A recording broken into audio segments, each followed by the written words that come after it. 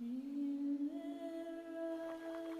song our paddles sing in the stillness tells the story of a country. It's a song born here that echoes through history. A note to distance, the unknown. We sweat, burn, push, and fight, not for money, or glory, or accolades, because it reminds us of who we are. Screw loose daredevils and romantic obsessives, most ourselves in the rage and the whip and the whirl, or the reflective silence before the gun goes, and we know we're home.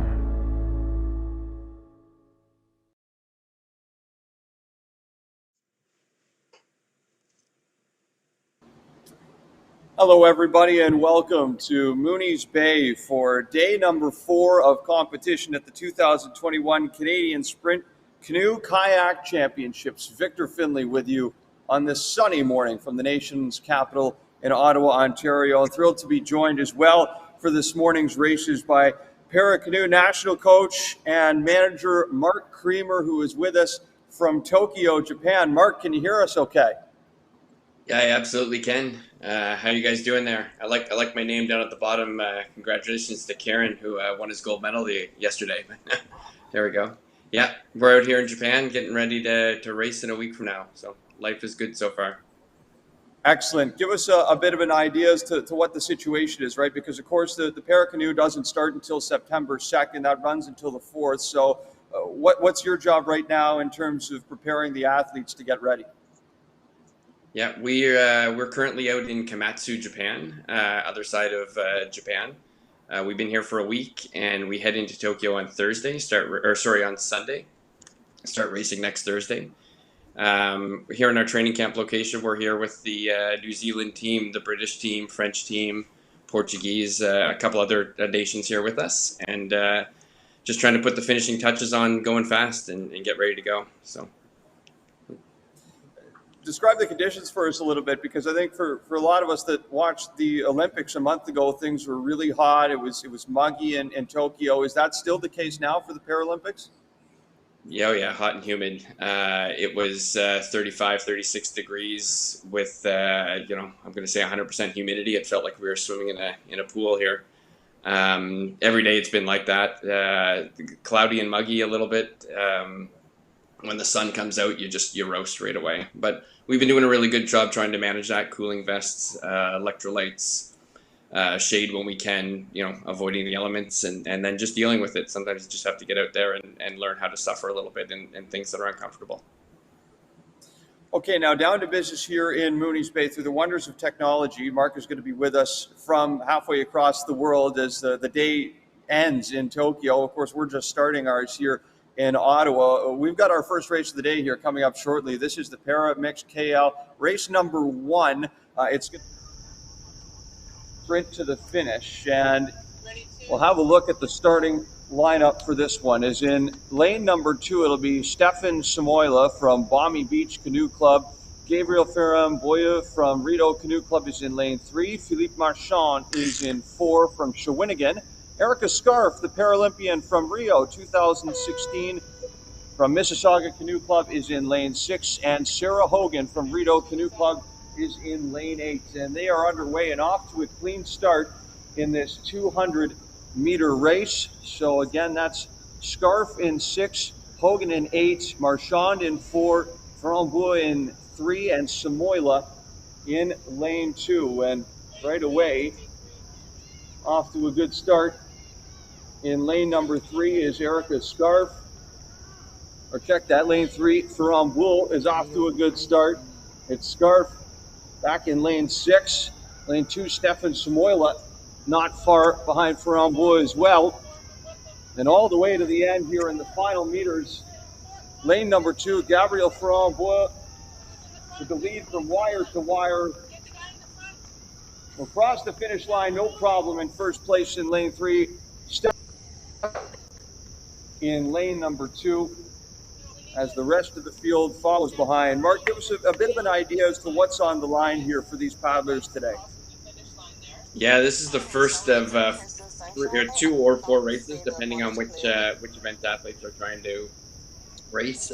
Part of their qualification to the World Championships in Copenhagen in a couple of weeks from now. Some athletes are out there just racing more for national team status, or karting, or club pride. Definitely, what we expected from Gabe, a great start, blistering start off the line, like you said. And Erica is always one of the top girls, top women off the line every time we race internationally. So it's good to see great racing from all of them. Yeah. My streaming here has been a little sluggish, so I'm trying to play catch up on the actual times and results. But it's nice to see racing in Canada again. Get these pair of guys on the line. Of course, and we'll try and get those times here with you as well. This is, of course, just our first race of the day. We've got another busy schedule on this Thursday morning. More para-canoe to come throughout this morning block. We've got the PaddleALL finals later this morning, as well as the Masters. And then in this afternoon's block, we'll also have the K1 and C1 1,000 meter for the senior women and the junior under 18 women as well. And then, of course, 3 more days of competition on Friday, Saturday, and Sunday as well from Mooney's Bay. So, Mark, I believe you'll be joining us shortly after 9 o'clock Eastern Standard Time as well for our next set of mixed para-canoe races, correct? Yes, that sounds about right for me. I might be transitioning to pajamas at that point. It'll be 10:30 or 10 o'clock at night for us, but no, I'm just joking. Yeah, I'll be here and obviously following everybody's results all day long, or all night long for me on the immediacy app. So excited about that.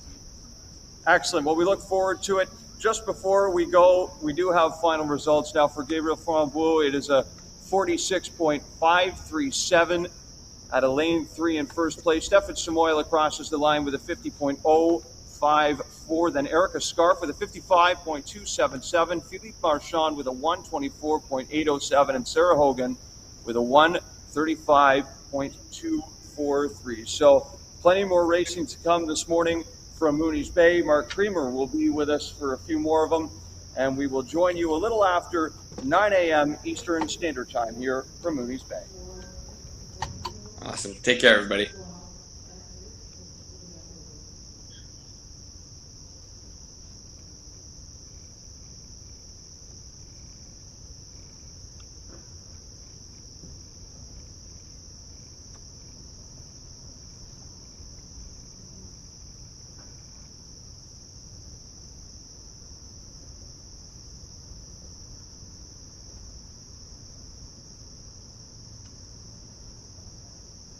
Ready?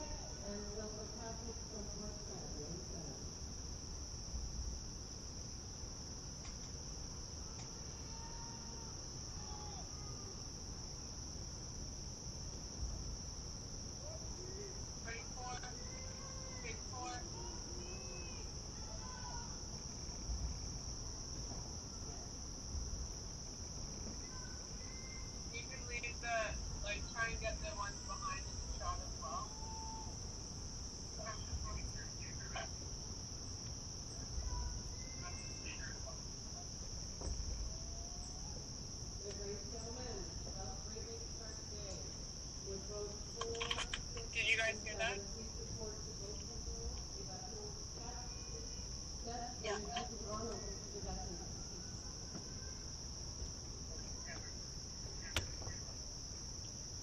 Camera 2, you need to turn your speed down.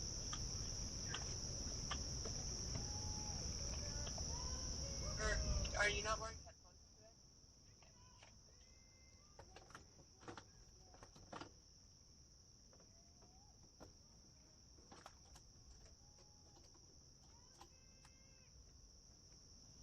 Yeah, Ola, you should have the...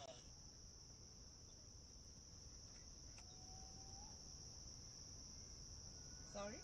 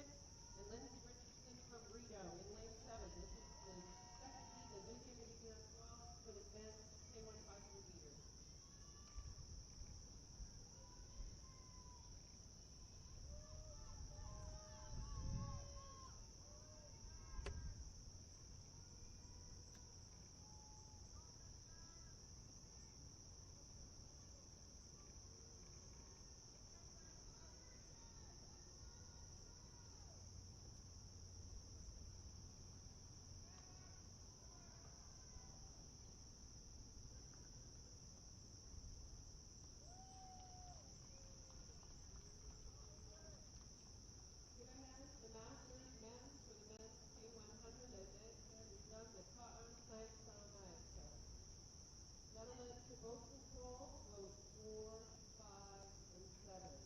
Boats 4, 5, and 7 to boat control. Les bateaux, aujourd'hui les bateaux, c'est les bateaux 4, 5 et 7.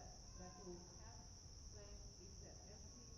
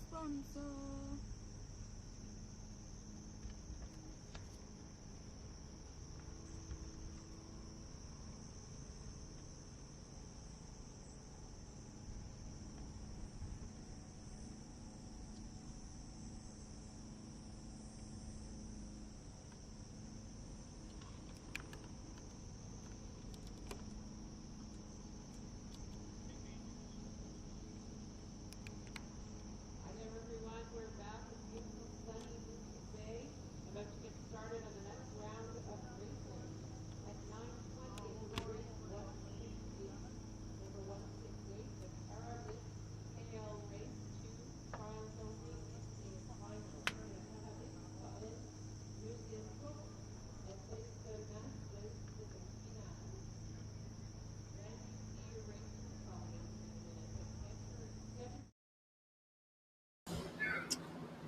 Welcome back to Mooney's Bay, everyone, for the 2021 Canadian Sprint Canoe Kayak Championships. We are just moments away from our second broadcasted final of this morning's block. It's Para Canoes back in the water again for their second race. This will be mixed and trials only. And to help me navigate through some of this morning's races, we welcome back again for the second time today Mark Creamer, who comes to us from Tokyo, Japan. Mark, it's getting a little late out there, so we appreciate you staying up and being with us.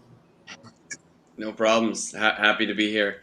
Yeah, we're going into the second race for these athletes today, and you know it is a mixed race, so we've got athletes across the different classifications, and they're all going out there trying to put out a best performance and working on selection for our world championship team right now.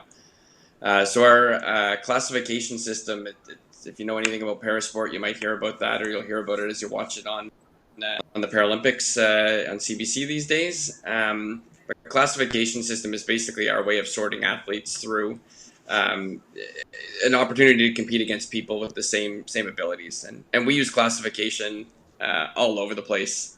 We're doing it this weekend based on age and gender. In parasport, we do it based on physical or the functional capacity of the athlete. So they're out there competing, just doing the best they can and working on those best times. Of course, Mark, you are the Para Canoe national coach and manager, so you're very familiar with the athletes, not just in today's races here at Mooney's Bay, but of course the Paralympians over in Tokyo, Japan as well. So with the Para Canoe competitions set to get underway at the Paralympics on September 2nd, we've got Brianna Hennessy over there, Andrea Nelson, and Matthew St. Pierre. Maybe just a word on what makes those people in particular such elite athletes and some of your experience with them in the past. Yeah, sure. I mean, like everybody, they want to go fast in straight lines. That's our sport. So I think that first and foremost, it makes life a little easy.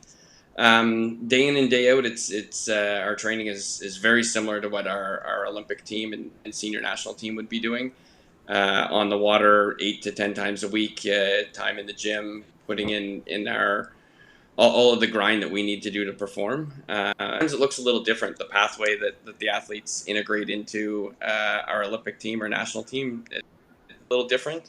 Brianna's only been involved in canoe kayak for the last 14 months or so, and you know, racing on the world stage here in Tokyo. It looks different, but that don't let that make you think that there's a performance on the line here. She's a competitor and out there to fight and grab every inch that she possibly can, and it's same for everybody. Now, some Paralympic credentials in this field here as we get set for this second Paramix race. Of course, that coming from Erica Scarf, who we saw earlier today, a Paralympian from Rio 2016. What can you tell us about her and how she's been at such a high level now for a long time with Canoe Kayak Canada? Yeah, I mean, heartbreaking racing in Szeged this year with Erica not earning the quota spot nomination for Tokyo. She's been the heart and soul of this team for the last 4 or 5 years. Erica works hard day in and day out. Amazing athlete. I had mentioned earlier the top girls off the line. When we race internationally, she's got the speed and the desire to do it, and always a competitor. And you'll see later on today, she's going out and she's working on the VA or the Paralympic version of the canoe. new sport for her, trying to see if she can a little more to her repertoire, and we're going to test that out hopefully on the international stage in Copenhagen in a few weeks. So. Now, in our first race today for the paramix, we saw Gabriel Frambois have a really solid performance. He'll look to have another one here in this second race. Of course, he is the hometown guy here representing Rideau Canoe Club. What can you tell us about him?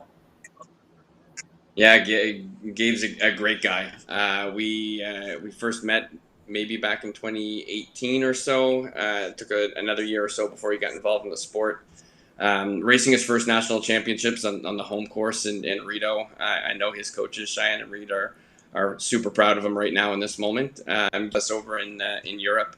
Amazing guy, competitor, really high level hockey player before he came into parasport and canoeing.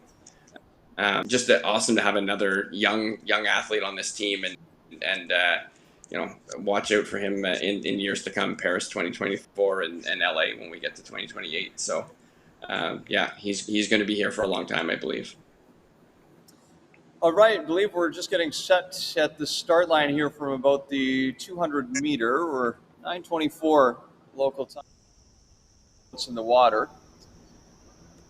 We've got another busy schedule here on this Thursday, August 26th from Mooney's Bay. We've got PaddleALL finals coming up shortly after this para-mixed race, and then Masters finals as well coming up this morning. Then, of course, later this afternoon on stream as well, we'll have the senior women K1 and C1 1,000 meter finals, then the under 18 juniors for the K1 and C1 women's 1,000 meter finals as well. And then full schedules on Friday, Saturday, Sunday. It's the U17s and U16s that take to the water throughout the weekend. It's a 4-paddler starting grid for this para-mixed race, 200 meters. In lane number 3 will be the aforementioned Erica Scarf, 25 years old, from Mississauga, Ontario, representing the Mississauga Canoe Club.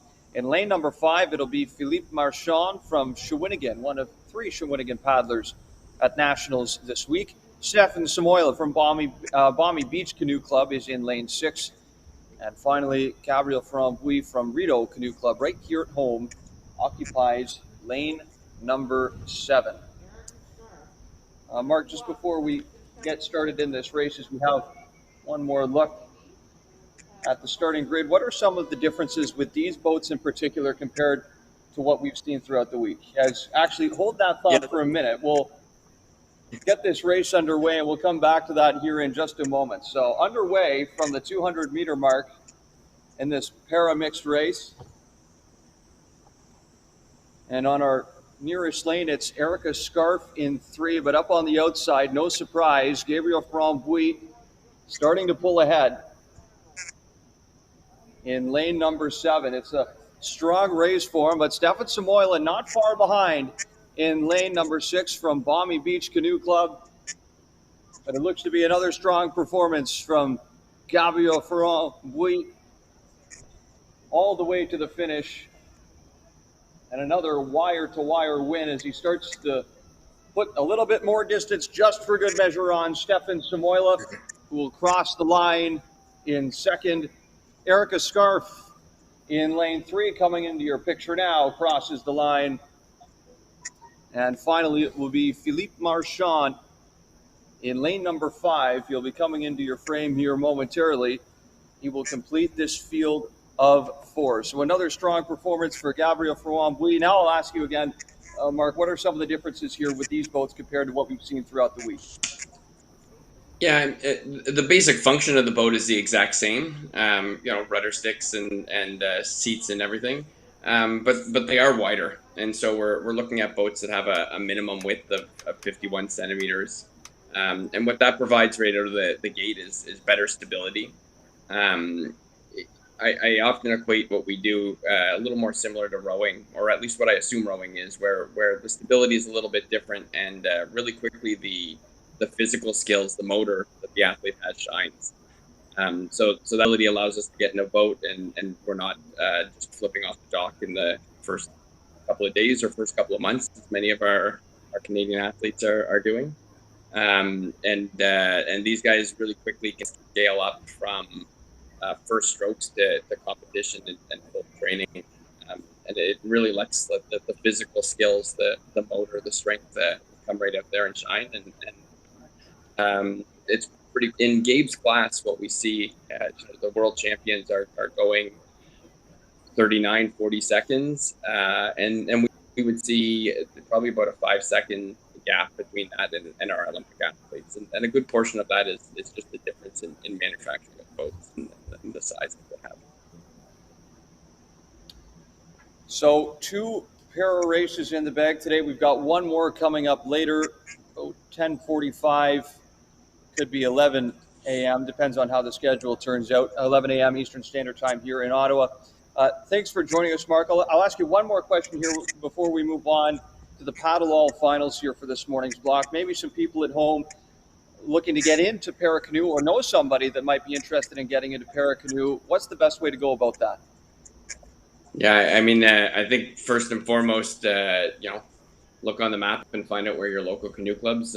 Many of our local canoe clubs offer great programs and are trying to support them. And then always reach out to the national office. I tell our coaches and our clubs all the time that if I'm not the first call for an athlete looking to get involved in para-canoe, I want to be the second one. I want to be able to help support athletes through that process. And what we see with most of our national team is that we've been very involved as a national program within their first couple of weeks or months in their paddling careers. So it is part of the pathway for us to be a little more engaged maybe as a national team than we would see on the able-bodied side. It might be a little later on before the Canadian team gets involved in athlete development. Reach out to your clubs, reach out to us. Get on the water. Excellent. Love to hear it. Well, Mark, we know you're busy with, of course, Paralympic preparations in Tokyo. It's getting late there, so we'll let you get to bed now. But thanks for joining us this morning here from Mooney's Bay in Ottawa. Yeah, sounds good. Thanks a lot, and good luck to everybody this weekend. We're cheering on and watching from here, that's for sure. Take care.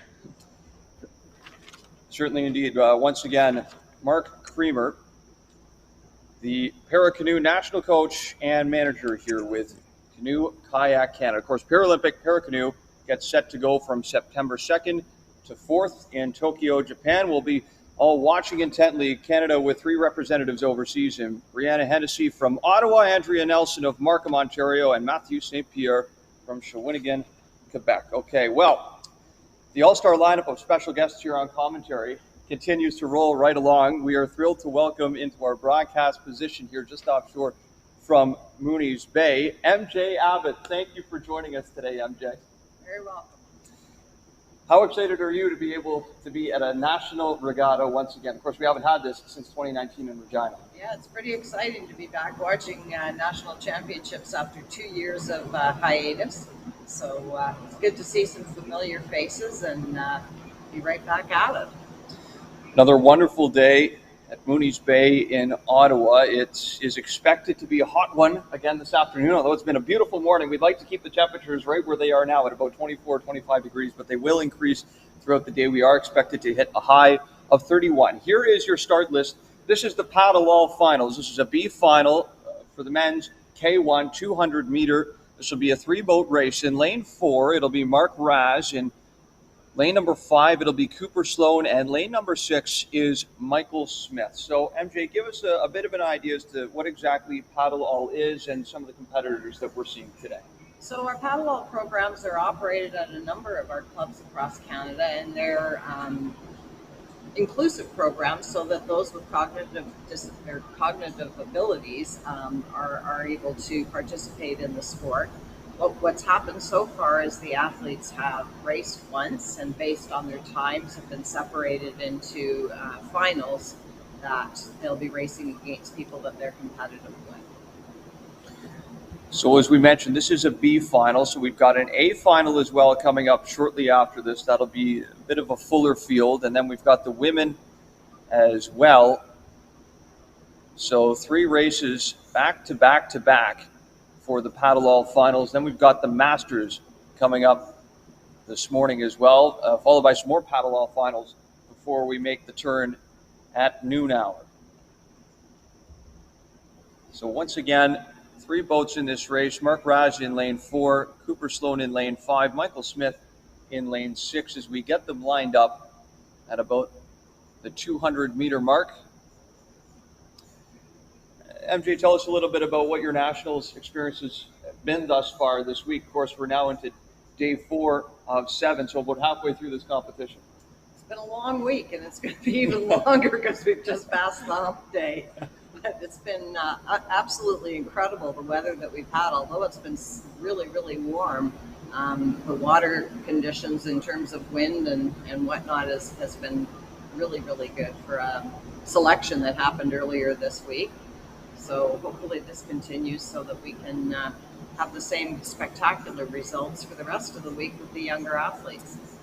Indeed, we've got still some senior women's races later today, the 1,000 meter, then the under 18 juniors, and then Friday, Saturday, Sunday is all about the kids, under 17, under 16, and great to be able to have those kids in particular out here to compete at a national level again, isn't it? Absolutely, and for some of these kids, it'll be their first national championship, so we may be starting a new normal. No kidding, and for a lot of these kids too, some, as you mentioned, this will be the first we haven't seen them. For some, it's been 2 years since they've been at this event. So who really knows what to expect, right? Absolutely. For this weekend? I mean, there's names on the race card that we have no idea who they are or what they can do. So it'll be exciting to see who ends up as our national champions. Still getting set here for the 200-meter start. All 3 of these PaddleALL races will be from the 200-meter mark. And just going back to that last para race, by the way, it's a 47.073, the time for Gabrielle Ferrand-Bouy. For Stefan Samoila, it was a 51.099. And we are underway in this PaddleALL B final from 200 meters. 3 competitors in the race, Mark Raz in lane 4, Cooper Sloan in lane 5, up the middle, and Michael Smith is on your outside in lane number 6.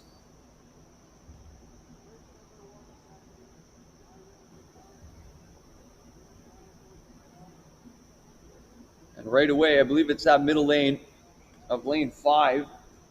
Indeed it is. Cooper Sloan that's pulling away from everyone here.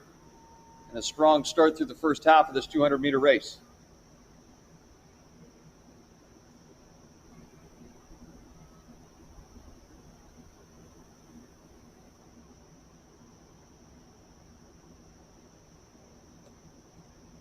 All by himself out there in first. It's about a 10 boat length lead.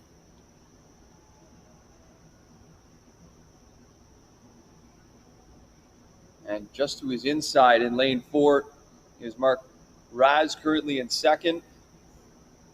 Up high in lane 6 is Michael Smith in third. You'll see that some of these athletes, actually all of them, have a guide boat that's coming down behind them to offer them some encouragement and make sure that they stay in their lanes. Well, Cooper Sloan is well clear of everyone, including his guide boat in lane 5, right up the middle by a healthy margin here over second place. You can see Cooper Sloan is satisfied with that race. It'll be Mark Raz on the inside lane number 4 here, coming into your picture frame in just a moment. Up high, it's Michael Smith, still holding third place in lane 6. There's lane 4, Mark Raz of Ottawa River Canoe Club. All 3 of these paddlers are local. Cooper Sloan of Rideau Canoe Club and Michael Smith, also of Ottawa River Canoe Club.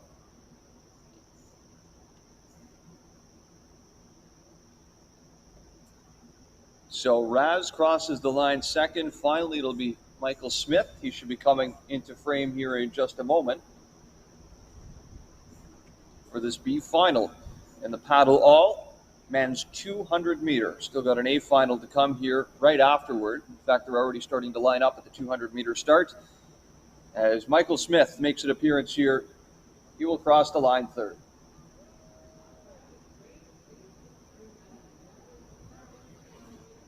MJ, you can see some of the reactions there of the paddlers as they cross the line, how excited they are just to be racing this week. And how great is that to see the positivity from these athletes in particular?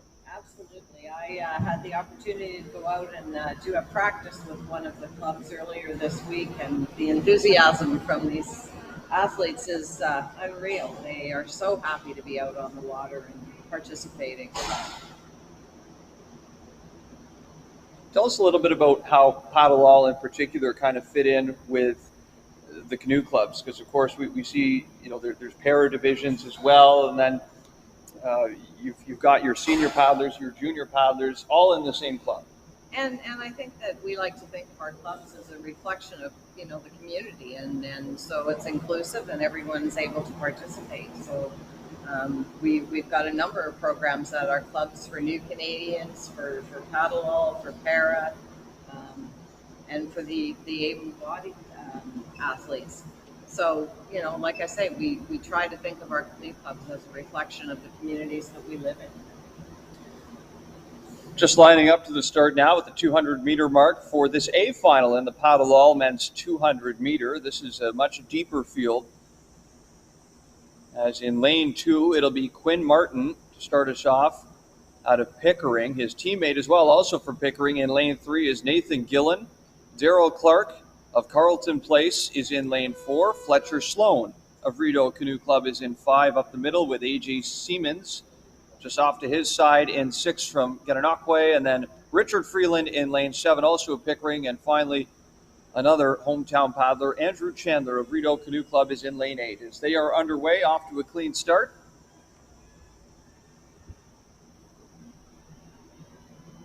And right away, up the middle, it's lane 5, Fletcher Sloan, who has a bit of an edge on the competition through the first half or so of this race.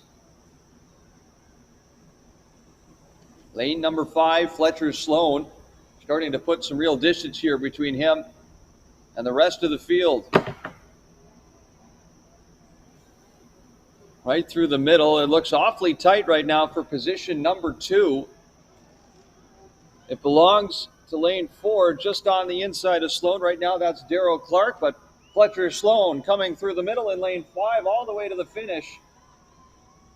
And an impressive race from start to finish as he finishes well in front of second place. It'll be lane 4 and then lane 3. So Clark in 4 and Nathan Gillen in lane 3 comprise your top 3 positions in this A final. Nice to see how close those finishes were. Get a second look at it here. Decent race as well out of lane 6, AJ Siemens. But it will be Fletcher Sloan who takes the win out of lane 5, representing the Rideau Canoe Club. One more PaddleALL final coming up for you here in just a moment. Anytime now. This will be the women's 200-meter field of 4.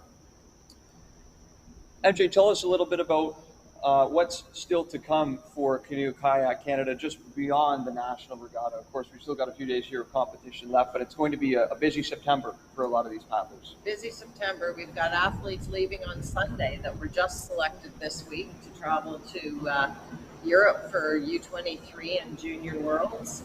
There's some of those athletes that'll be moving on and competing with members of the Olympic team and additional members at the Senior World Championships in Copenhagen, Denmark. So our staff have had no rest since the Tokyo Olympics. And I'm sure that they're all looking forward to the end of September when they can have a weekend to themselves. Yes, of course. I think a lot of us are just happy that we're able to be on the water and race again, given the circumstances of the last year or so. But let's rewind a little bit to Tokyo 2020. How exciting was it for you watching the success of some of our great Canadian paddlers? It was unbelievable to see the women's canoe on the line, for sure. It's been a long time coming, and we couldn't be more proud of our 2 girls. Of course, and had an opportunity this week to see Laurence Visson-Lapointe race and win as well at Nationals. Great to see her back at a National Regatta. Of course, Katie Vincent is here, although she's not racing this week, as we have a look at our 4 starters in this PaddleALL women's 200-meter final. as they get underway in lane number 3. It's Melanie Mannion of Ottawa River Canoe Club. Abigail Latour is in lane 4 of Pickering, and then her teammate also for Pickering, Rachel Cohen, occupies lane 5. Sarah Madore of Ottawa River Canoe Club is in lane 6.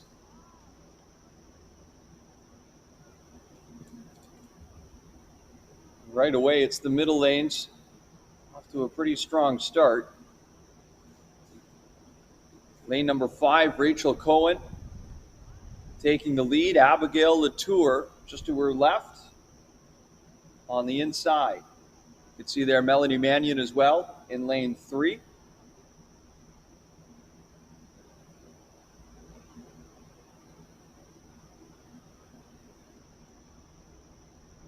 And lanes 4 and 5 really starting to pull away now from the rest of the field.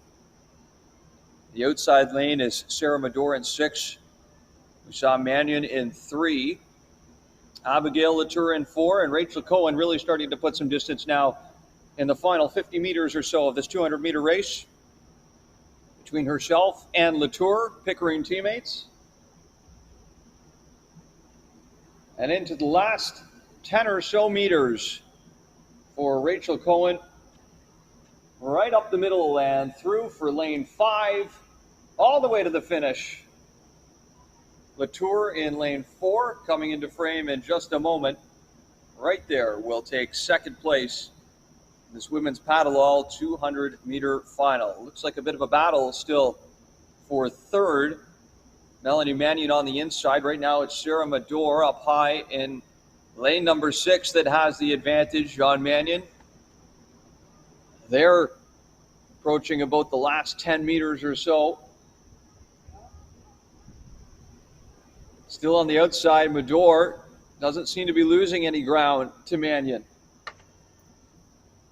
See a guide boat into your picture there in the middle lanes. There's Sarah Madore up high in lane number 6. And paddling strong all the way to the finish for third. That completes the podium. Cohen first, Latour second, Madore third. And there's Melanie Mannion of Ottawa River Canoe Club rounding out the field in spot number 4.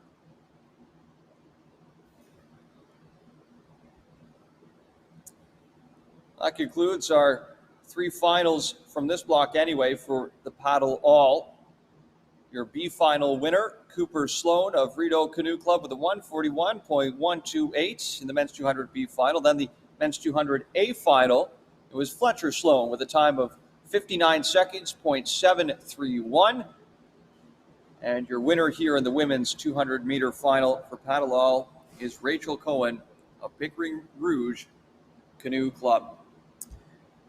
MJ, great to have you on commentary here with us. I think you'll be back with us as well later this morning. I think so. So we look forward to that. Lots of action here still to come from Mooney's Bay. We're going to take a little bit of a break. We've got the Masters finals coming up next. That's scheduled to start just a little after 10 a.m.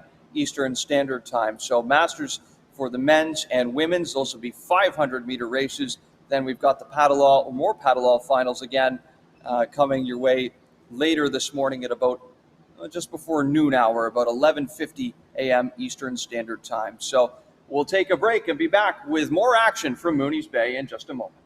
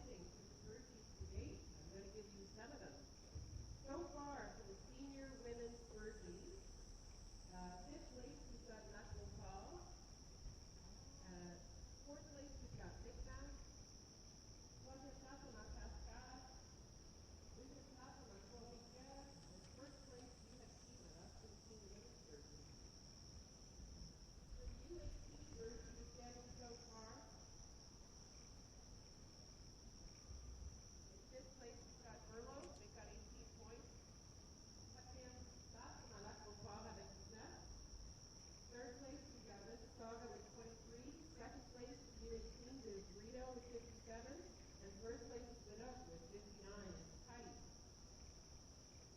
For the women's U18 Virgie, so far fifth place is split up with 11. Ridge is in fourth with 13. Monsieur Lachin, François Desmarais in seventh. Maslow is second with 21, and in first place is Rio with 71. The overall Virgie standings to date, I'll give you your top five clubs. In fifth is Mississauga, in fourth is Polygon, in third is Saskatchewan, second is Chinook, and in first is Rio. So the athletes you got in those points, those Virgie standings today. Well done.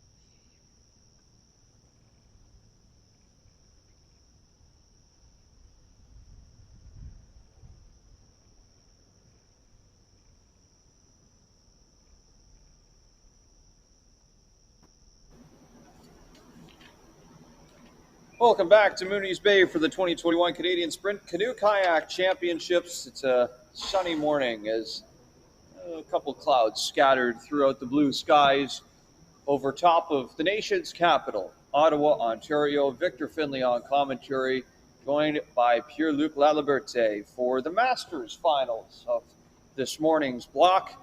Pierre-Luc, tell us a little bit about where these paddlers come from and what's on the line here over the next 4 races for the Masters. Yeah, so the Masters category is an exciting one. It's age 35 and up.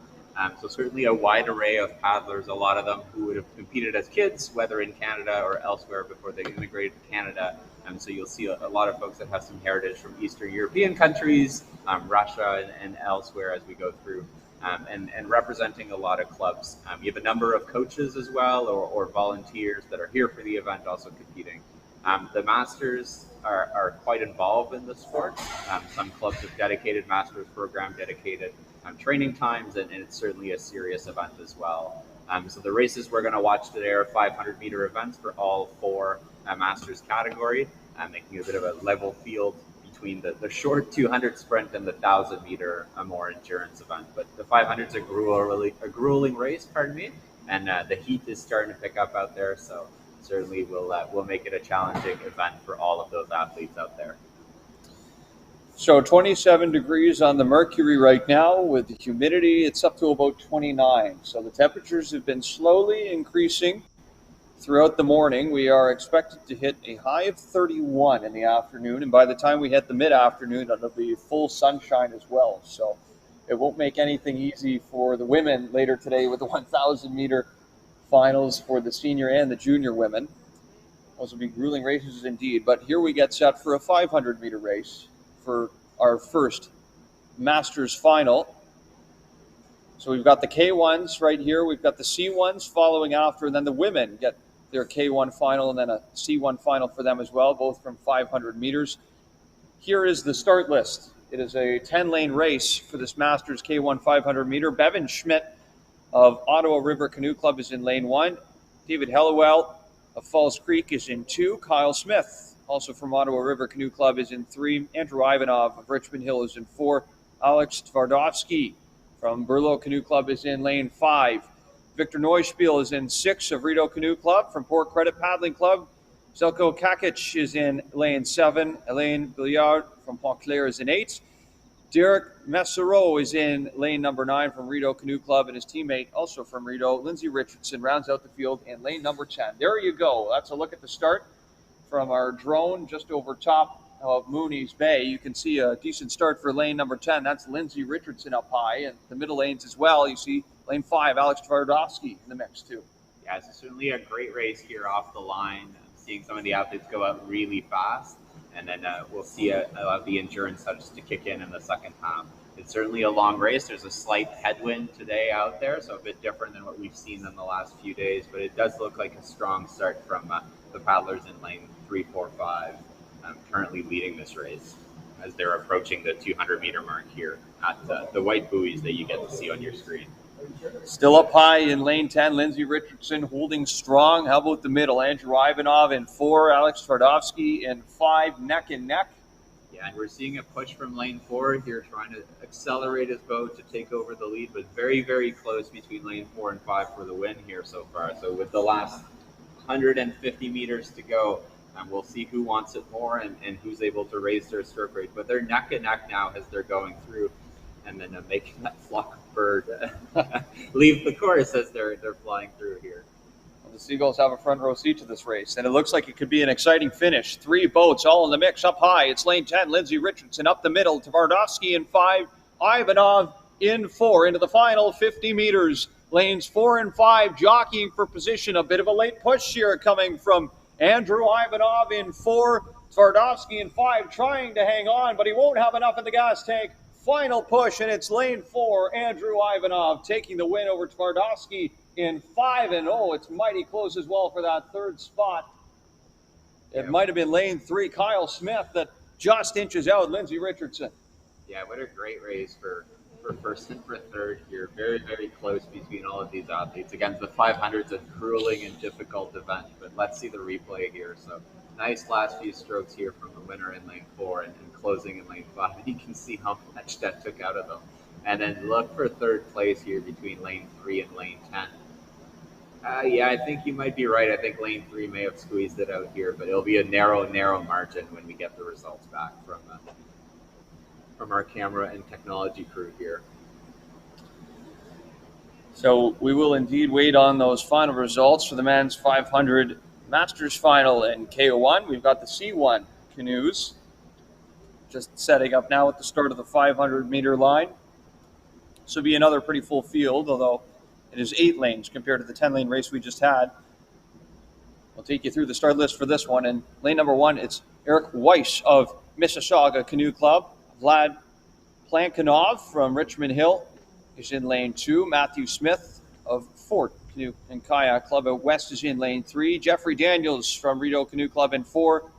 Jesse Marinovich from Pontclair in 5. Kyle Jeffrey of Mississauga in lane 6. Andrei Gorlov is in 7 of Ottawa River Canoe Club. And then Chris Hellier of Balmy Beach completes our field in lane 8.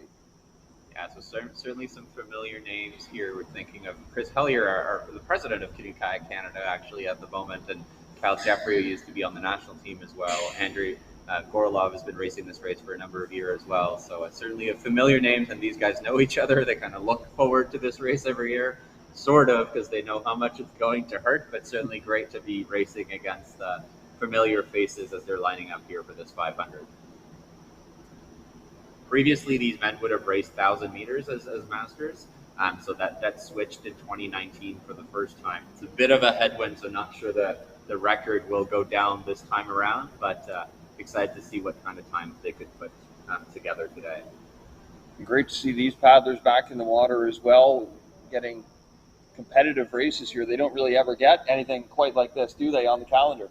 Yeah, I mean, you kind of get smaller races or local races, and then the Masters Championship as part of the Nationals. There's only a few races. There is an additional regatta, a national regatta that does happen for Masters 25 and up called the Canmas, and that will be happening a little bit later in September here. But I think we got a false start here, potentially from the paddler in lane 2. So they'll regroup, turn around, and go back to the start line to get started here. But yeah, so the Canmas will be happening at the Rideau Canoe Club a little bit later in September, in a few weeks. So a number of these paddlers might be back competing here in singles and I believe in crew boats as well. Canmas has been a long-standing tradition, usually the day after Nationals. So parents and officials and volunteers stick around and race for a day of high pace, lots of racing event, and it's really a celebration of paddling at that time. So that event will be taking place in a few weeks, and it'll be great to have that back as well. If you're just joining us for the first time this week, take us through the false start procedure here, Pierre-Luc, because it does work out that we can have multiple false starts so long as they're from different paddlers. Yeah, so it's a bit complicated, but realistically, what the procedure is that if there is a false start deemed by the official, by the starter, the race will be called back, and that athlete will receive a warning. It could be multiple athletes receiving warning all at once if more than one false start was called. They'll line up again, and if the same athlete, someone who already has a warning, false starts again, they will be disqualified from the race at that point. But if it is a different paddler that gets a warning, then people will loop back and come back over and over and over again, all the way up to, I guess, 17 or 18 races if you had a full line. But so far this weekend, I think we've only seen 2 or 3 false starts, and the second time that they went around, they got away cleanly. So I think everyone's here to race. They're not trying to cheat the race too much and trying to do that. In an international setting, you'd see it a little bit differently with some starting systems that can help control some of those false starts a little bit more.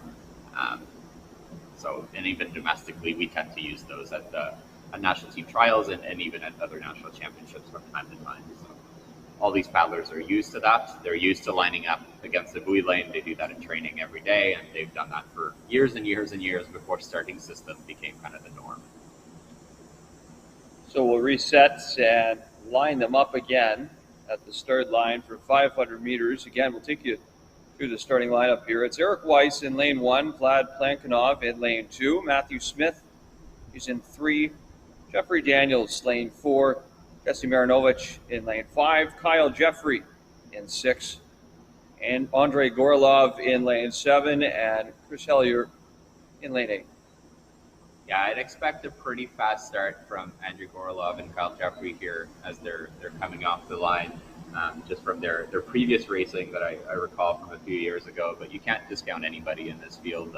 Again, a year or two makes a huge difference, and depending on their work situation, life situation over the last few years, they may have had more time to train or less time to train. So certainly will be exciting to see where they're at physically and the kind of result that they're able to put down. We are forecasting a great deal of unpredictability throughout the rest of this competition, especially as we get into the under 16s and under 17s throughout the weekend, most of which that we've never seen at a nationals before, and exciting for many reasons, as we are just about set. Now we are indeed off for the start of this men's C1 500 meter race in the Masters. Good start here from the paddlers in the middle. It looks like lane 4 might be actually out pretty quickly. That's Jeffrey Daniels in lane number 4. And right on with that, Pierre-Luc, he is out there with the leaders in lane 6 and 7, as you also figured these two paddlers would have a fast start, that being Kyle Jeffrey and Andrei Gorlov. Yeah, Kyle Jeffrey's an alumni from the national team, spent a number of years racing for Canada, and then as a coach in the Mississauga Canoe Club. Certainly an experienced paddler, and then has been very, very good internationally in paddling in C1, C2s, and C4s.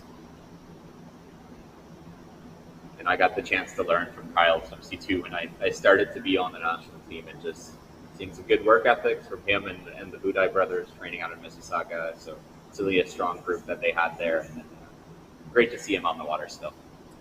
There you see lanes 4, 6, and 7. Lane 5, Jesse Marinovich has dropped back a little bit there. So it's 3 boats jockeying for that top position. Looks like a bit of an advantage right now for lane 6, Kyle Jeffrey. Yeah, they're looking pretty good. Still trying to keep their glide together, but you're seeing lane 4 make a strong push here as they're coming to the second half of this race. So it is a long way. Canoeing is difficult at any age, but certainly gets a little bit harder. You're seeing Kyle pick up the rate here a little bit, trying to fend off the attack from lane 4.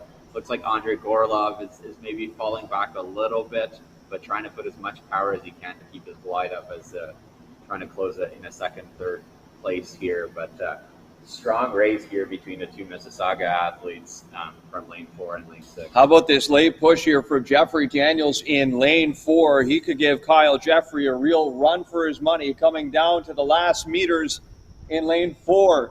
It's Daniels putting on the afterburners. Jeffrey starts to fall back, and Jeffrey Daniels in lane 4 claims the lead right at the wire and takes the win. Second place will be Kyle Jeffrey, and Andrei Gorilov rounds out the top 3 in lane number 7. Yeah, and my apologies. I had Jeffrey Daniels from Mississauga, but indeed from Rideau, the home club, so that's probably making the victory a little bit sweeter. We do have a Kyle Jeffrey and then a Jeffrey Daniels. Kyle Jeffrey is from Mississauga Canoe Club, but it is Jeffrey Daniels of Rideau Canoe Club that takes the victory.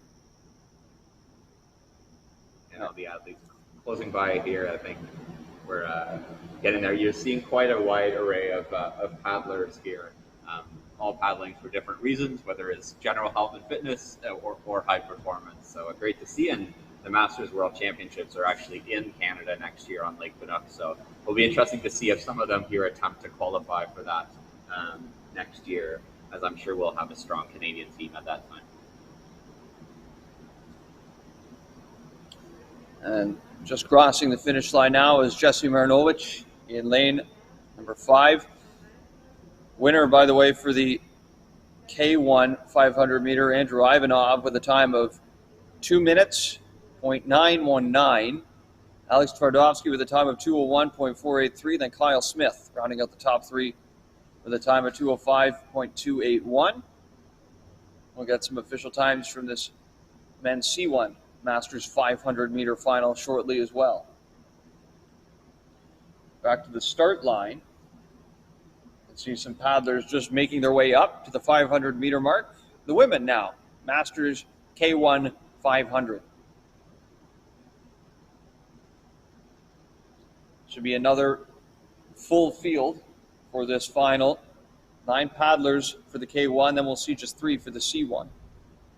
Yeah, and I think you'll likely recognize some names here from paddlers that are either parents or have been paddling for a long time. So certainly in the canoe kayak community, these are now names that people know and then that are influential or around clubs a lot. So every single master tends to be around their club, helping out and a bit of an institution within their club. So great to see them out there competing today. It is an expensive trip to come here for one event and making sure, but it means a lot to all these masters to have this race and to be able to compete and call themselves a national champion.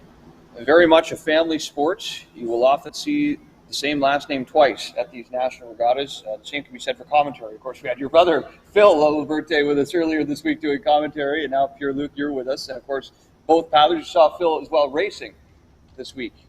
Yeah, we've had a few races. My family's been around paddling for a long time. One of my brothers was a head coach at the Ottawa Boating Club for a number of years, and we actually had a few races at nationals where all 4 out of 5 brothers were in the same race. So it certainly has been a family experience for us over the last few years, and that's not uncommon.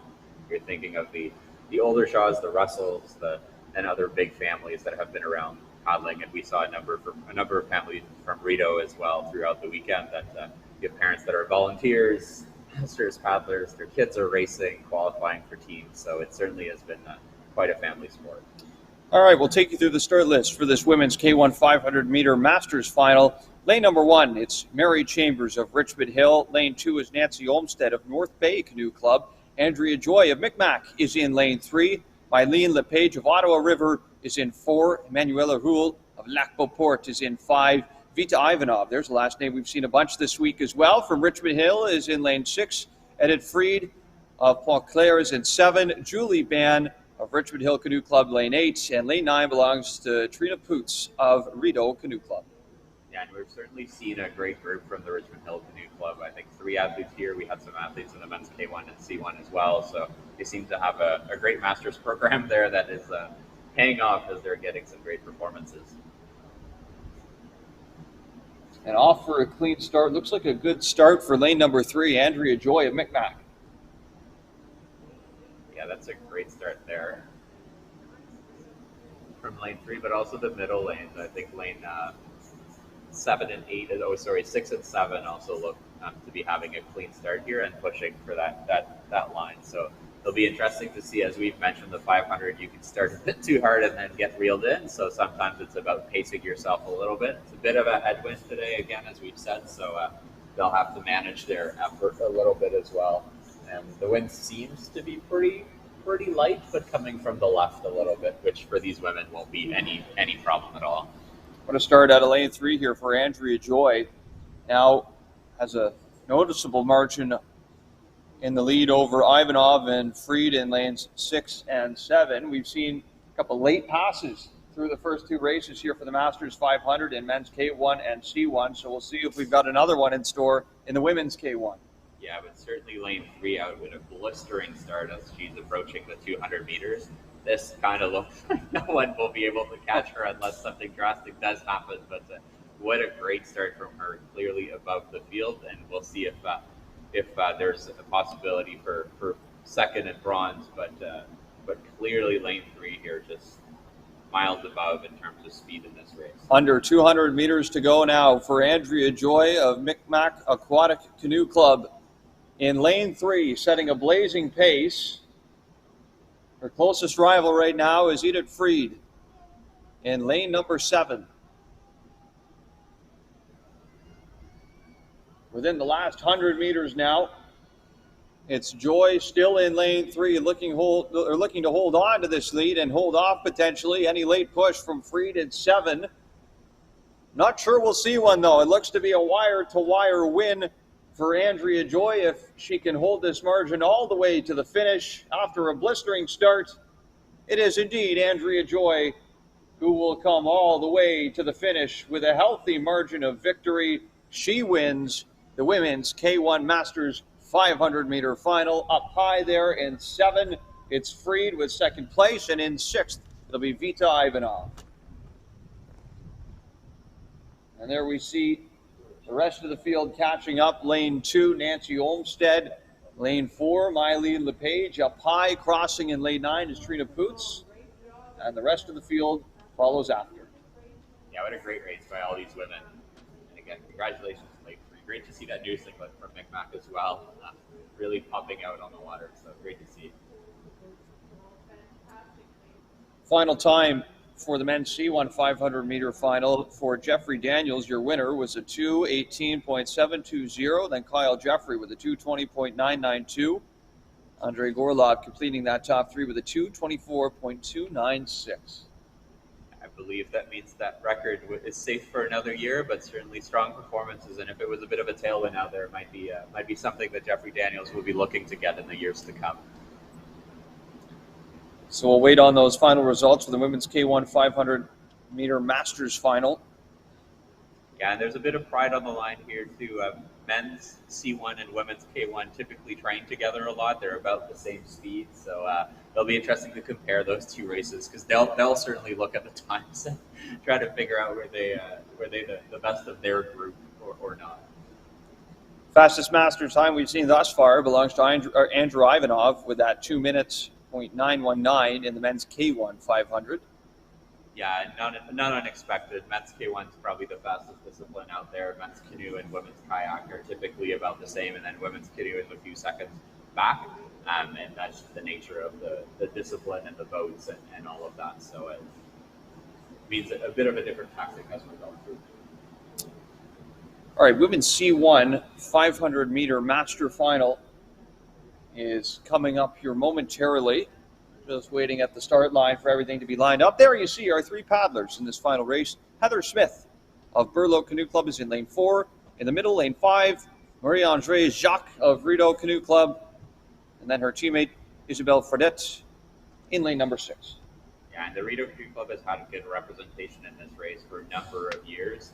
And it looks like we're about to get a start here. There we go. And it is a clean start. Lanes 5 and 6.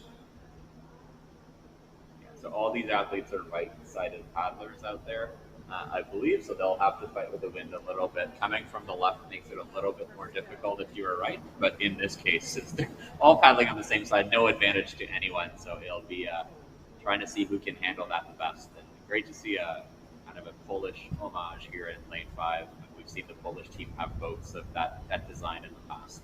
How big is the difference in terms of how it feels from paddling on the left side to the right side? I mean, I can't take a stroke on the right, and I've paddled on the left for thousands and thousands of kilometers. So it's something you develop, and it's just not a lot of people can paddle on both sides. I think a lot of people have made claims that they could or could adapt, but it's not something that is easy to do. And then once you get into the wind and you're paddling on the right like this, and there's a bit of a left wind, what it'll do is it'll bring your boat towards where the wind is coming from. So the wind will push you to the left, which means that you have to steer a lot more in this case, paddling on the right. So it'll slow you down a little bit, and you'll have to spend a bit more energy every stroke. So typically this left wind would advantage left-sided paddlers. But realistically, no canoers likes wind. Everyone likes to paddle in fair conditions. Some prefer a headwind or a tailwind if they're kind of straight. But I think that's what everyone hopes for when they're lining up at a course. It's just something we have to deal with given it's an outdoor sport. Well, the drone shot tells the story quite nicely there. Up in lane 5, right through the middle, Marie-Andre Jacques with a lead over her competitors. To her right, it's Heather Smith. To her left, or check that, to her right, it's Isabelle Fredette. To her left, it's Heather Smith in lane 4. But Jacques starting to pull away. Yeah, it seems like a little bit of a late push from lane 4, trying to make a move here as she seems to be dropping the paddler in lane 6. But looks like lane 5, Marie-Andre Jacques really pulling away here in the closing meters of this race. They have about 150 meters left, and trying to close this out here at home from Marie-Andre. It's Fredette starting to fall back a little bit as well in lane 6. So sole possession of second place right now belongs to Heather Smith in lane 4. Meanwhile, it's Jacques still up the middle in lane 5, starting to pull away ever so slightly into the final 100 meters of this 500-meter C1 race. Kind of looks like Isabelle is making a push, though, coming back in the last 100 meters. So we'll see if she's able to get there.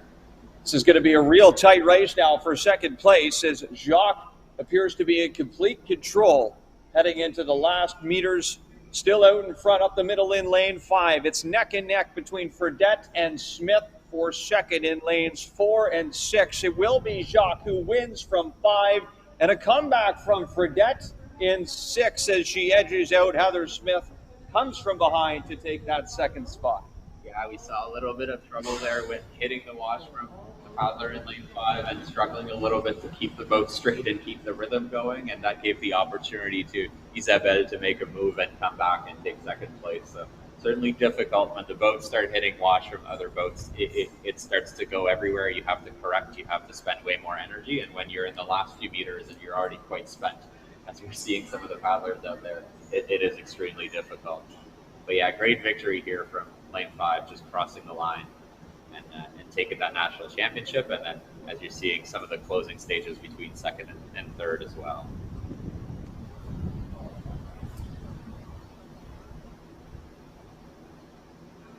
Pierre-Luc, you told us that the times between the men's C1 500 Masters and the K1 500 for women would be close. You were right.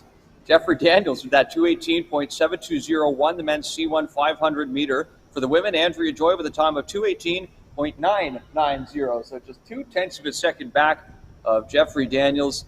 That's the win for Andrea Joy, well ahead of her competition, over 5 seconds. Edith Freed in that second spot with a 225.341, and then about 3 seconds between her and third place, Vita Ivanov with a 228.974. It's a 258.821 for Marie-Andre Jacques. Isabelle Fredette with that second place finish in the C1 500 Women's Masters Final gets a 304.482. Then Heather Smith rounds out the field of 3 with a 305.272. We've got some PaddleALL heats coming up, and then a couple more para mixed races as well later on this morning before some more PaddleALL finals as well. So we will step aside, we'll reload, reset, and get ready for that. Still plenty more of paddling action to come from Mooney's Bay this morning in Ottawa.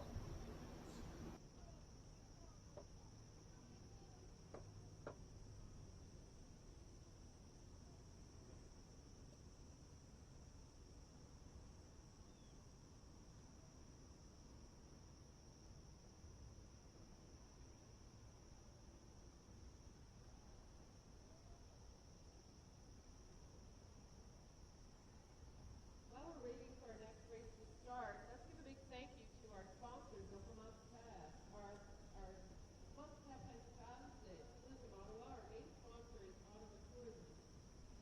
They've been a tremendous help. We've also had amazing participation from our community partners. Wellington Village Orthodontics is our official Smile Zone partner. C'est notre partenaire officiel de la journée sourire. Every time you smile in front of that sign, that's fantastic. You'll all be smiles if you get your orthodontic work done. Orthodontics. It's in this Smile Zone that spectators can. So take a selfie or a photo with your friends. Post it to your favorite social media website and use the hashtag CKC Smile Zone. Affichez-la sur Facebook ou Instagram avec le hashtag CKC Smile Zone. One of our other sponsors is Parks Canada. Thank you for their on-site assistance with the beautiful venue we have here in the nation's capital in Mooney Bay. Modern OT is our official Athletes Village sponsor. Le commentaire officiel du village des athlètes. Need great occupational therapy? Contact Modern OT today. Avez-vous besoin d'un ergothérapeute dynamique? Contactez Modern OT aujourd'hui. We also have event partners like Mark, who's our official physiotherapy partner. Le partenaire officiel de thérapie. Bell Canada is our official communications partner. Merci to Bell Canada. Hommes walkie-talkie aux officiels cette semaine. Surge International Leasing is our official transportation partner. Thank you to Surge International Leasing for providing used rental rates for truck leases this week instead of and we have dog partners, the partenaires de King, follow partners in construction, the dogs, the families, and Partners and Dogs this week as partners. Ottawa Dragon Boat Festival, the Festival Ottawa, the Bateaux de Dragon, Lucy's Dog, the King of the Sea, and the President. Finally, our race sponsors are RBC Wealth Medicine,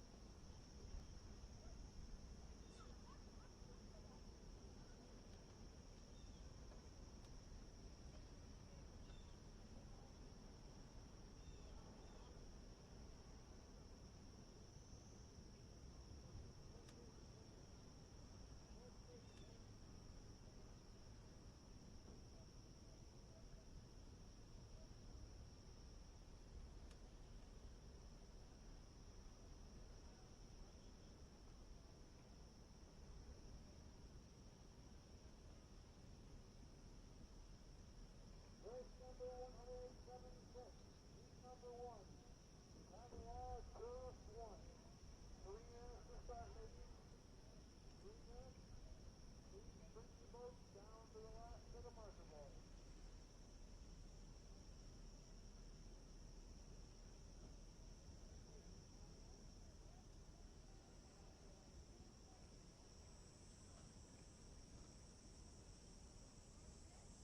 Ottawa in lane 2, Rio in lane 3, Central Rouge in lane 4, Anarchy in lane 5, Burloak in lane 6, Ottawa in lane 7, and Canoe in lane 8.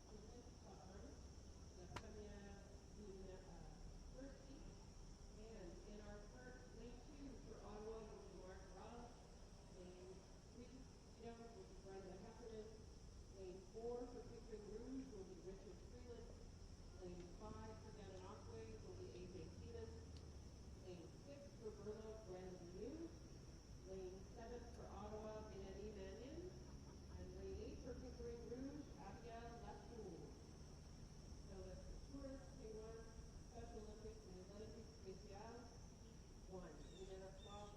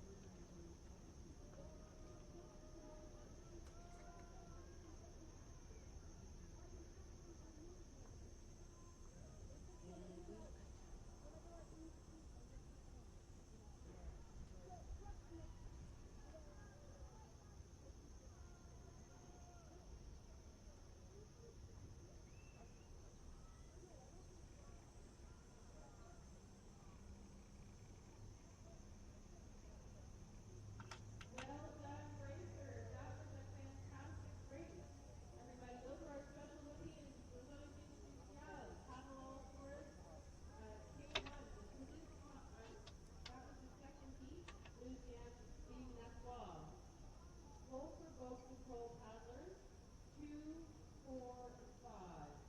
There's Pat Saint, Canoe 2, 4 and 5 to go control, please.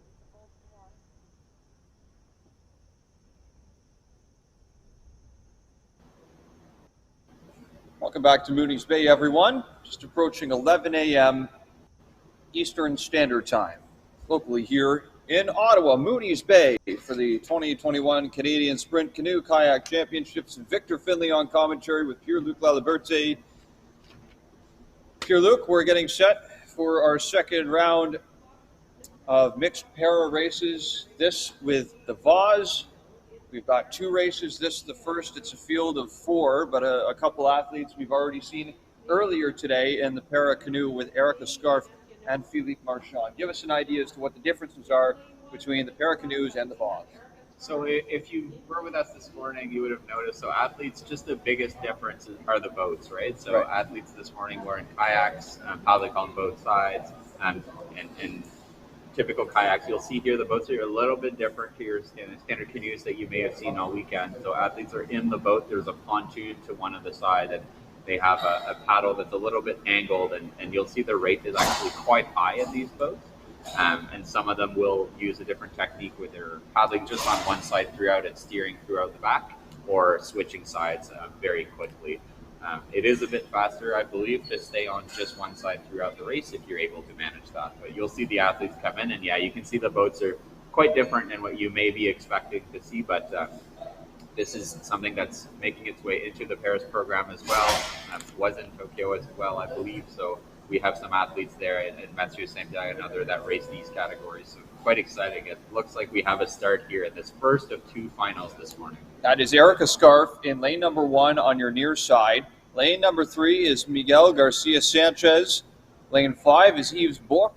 And lane 7 is another athlete we've seen already in a couple races from this morning, Philippe Marchand of Shawinigan. And there you can see it's Marchand in the high lane. Looks to be off here to the best start thus far. Erica Scarf and Yves Bourque, however, are in close pursuit. Yeah, so there's a few races within the race, and to ensure that people have the best field as possible and try to drive the best kind of results by being pushed by other athletes, we tend to combine a few categories in classification. So while these athletes here may be competing for different races, they're all in this one together and trying to score the best result as possible to get nominated for the World Championship team. That's Marchand in lane 7. Still got the lead here coming into the final stretch of this race. Philippe Marchand in lane 7 is going to take the win. Yves Bourque in lane 5 and Erica Scarf down low in lane 1 with a bit of a final push, but a bit too late as Yves Bourque edges her out. And finally, it'll be Miguel Garcia Sanchez who will make an appearance here on your screen in just a moment to round out this field of 4. There is Miguel Garcia Sanchez to complete this mixed para race. And as we've mentioned, different level of classification, meaning that they have different level of ability based on classification.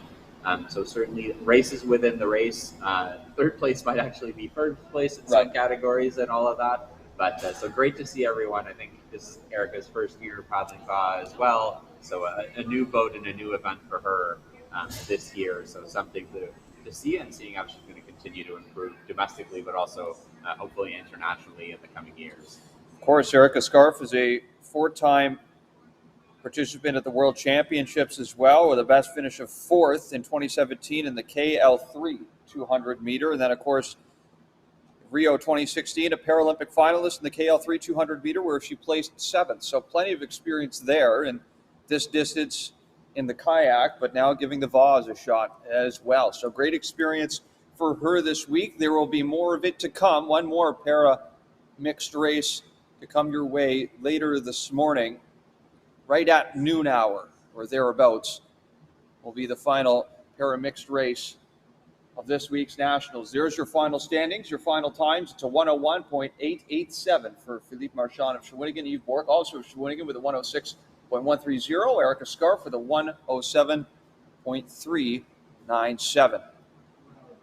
Yeah, and great race. So now people will go, every athlete is going to go back to the dock, recover, make some tweaks to their race, think about their race plan, either execute the same way if they were satisfied, or make some small tweaks and changes as they go back for their second opportunity here to put down a time and get selected to the World Championship. So certainly some exciting races coming your way, and we'll get the finals as well of the touring category for the PaddleALL as well. So that should be some very exciting race of community events, and really what makes the National an exciting event, where we get everything from high performance development and just community-based racing. So quite exciting for everyone this morning. So 3 more races left for this morning block. We are going to take a bit of a break, and we'll be back in about 50 minutes. So at 11:50, that's 11:50 a.m. local time in Ottawa, we'll have the B final for the PaddleALL K1, then the A final shortly thereafter. Then we'll finish up our morning session with that final mixed para race at about noon hour here from Mooney's Bay. Of course, we'll be back later this afternoon as well for the finals in the senior and junior women's K1 and C1 1,000 meters. So we'll take a break for about 50 minutes or so and be back with you for the PaddleALL from Mooney's Bay.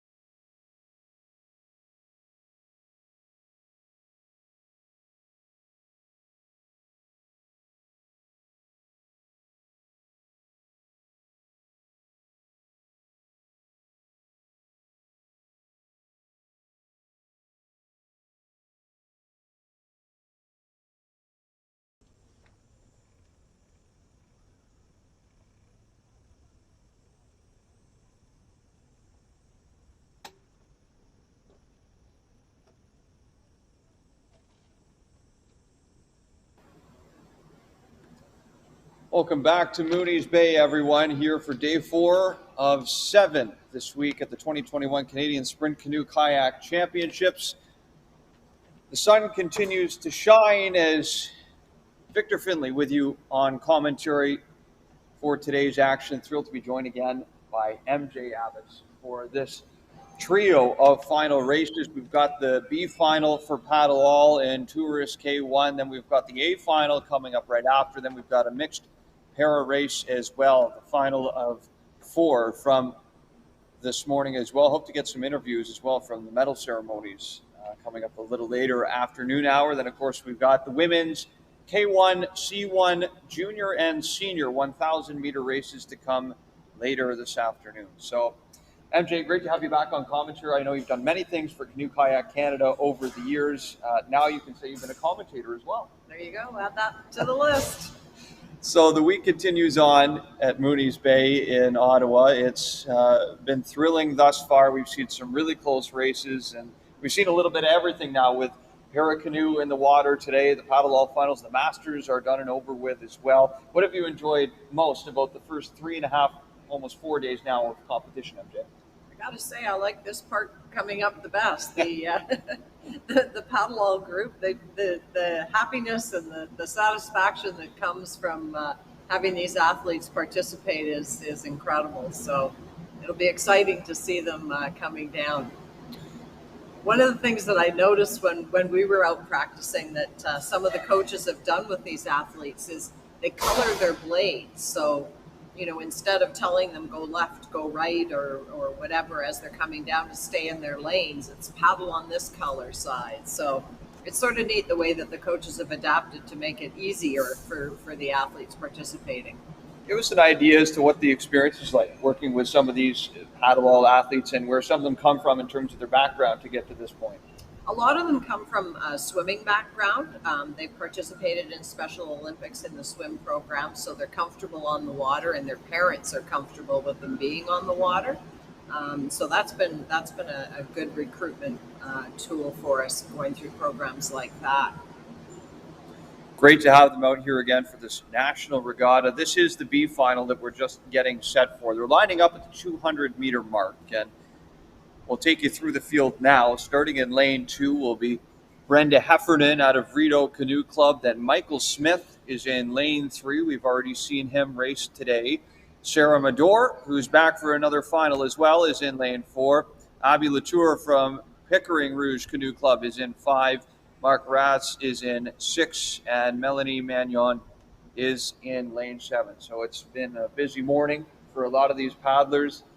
Multiple races under their belt. This will be the last couple finals we have for the PaddleALL. This is, as you could probably tell there from the start list as well, a mixed final. So men and women both in the running here.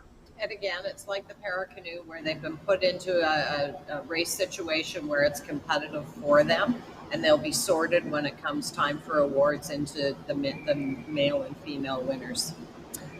Once again, there's a look at your start list for the 6 paddlers that we'll see in the mix for this B final. The A final comes up afterward. There'll be another 6 paddlers in the mix for that Tourist K1 race. Then, as we mentioned, right about noon hour, maybe a little past, we'll have our final para mixed race, the Vase in the water.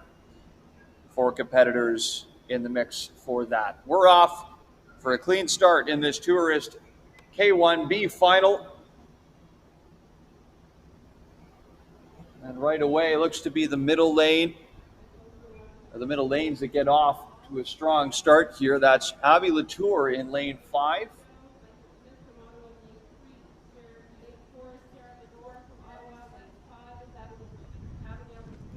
Get a pretty good sense as to where everyone's lined up there with the drone shot high above Mooney's Bay on this Thursday morning. Bit of pressure here on the leader. Coming from lane 4, that's Sarah Mador. So Abby Latour stays out in front in that yellow boat, lane 5. Up in lane 6 is Mark Raz, and then the high lane, lane 7, is Melanie Magnon. She finds herself a little behind here, but It is 1 and 2 in the middle. Mador in 4, second spot. Latour in 5 has the lead. Approaching our last 25 meters or so in this 200-meter B final in Tourist K1. Abby Latour staying out in front, representing Pickering Rouge Canoe Club. It's the final push, the last stretch. Latour looks to hang on. Mador with the pressure out of lane 4, but it is Abby Latour the whole way in 5, takes the win in this B final. Sarah Mador in second, and out of lane 3, Michael Smith takes your third spot to complete the top 3. And lane 6 as well, coming through, Mark Raz. And a couple more paddlers here. Well, those are guide boats, so all that's left is Melanie Mannion in lane 7. She'll be coming into your picture here in just a moment. So Abby Latour, again, your winner in 5. Sarah Mador, second place in 4. Michael Smith, the third place finisher. There is Melanie Mannion to complete this field of 6. Out of lane number 7, she'll cross the line.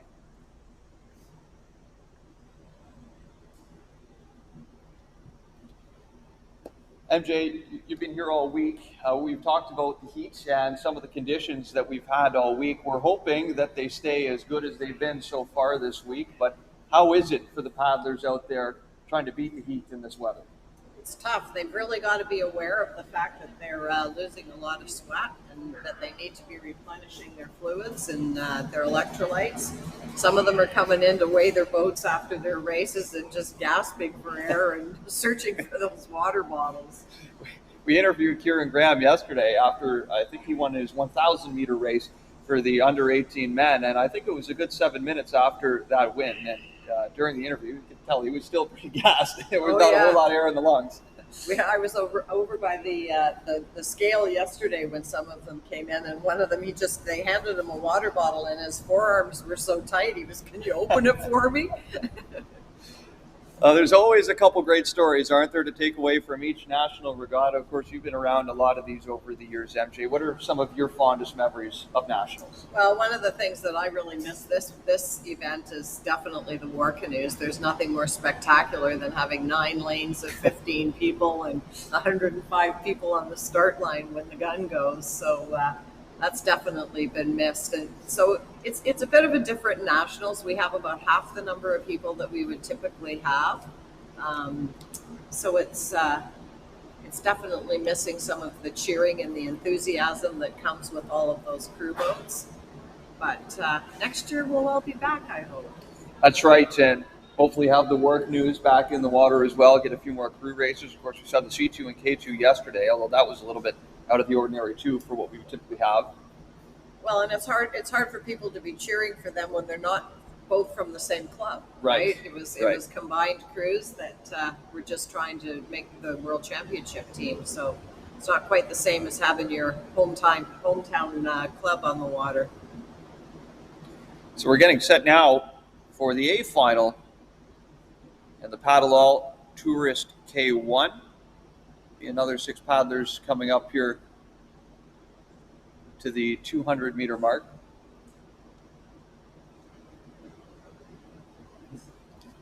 Finishing up the first race. Still got one paddler out there finishing up this B final.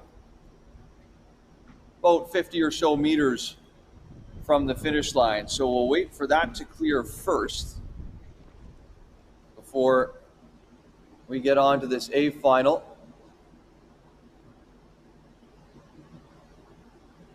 I believe that's Brendan Heffernan still out there at a lane 2 who's looking to bring this home in the B final.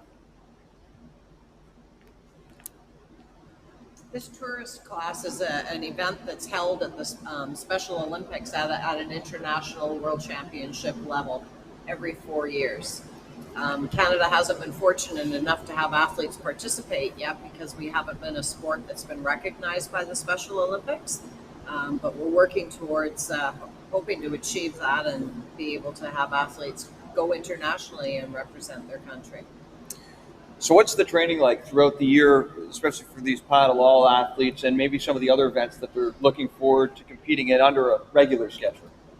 Typically, they would be racing in their local regattas. They usually are competing once a week or so. It's difficult because they only compete in singles for the most part to justify some long trips. So you'll notice that a lot of the kids that are competing here are local clubs, as opposed to coming from all the way across Canada. And also you'll notice that some of the athletes that were competing in the previous events are racing also in this tourist class because it gives them the opportunity to have more races. You can see there Brenda Heffernan just about to close this B final out.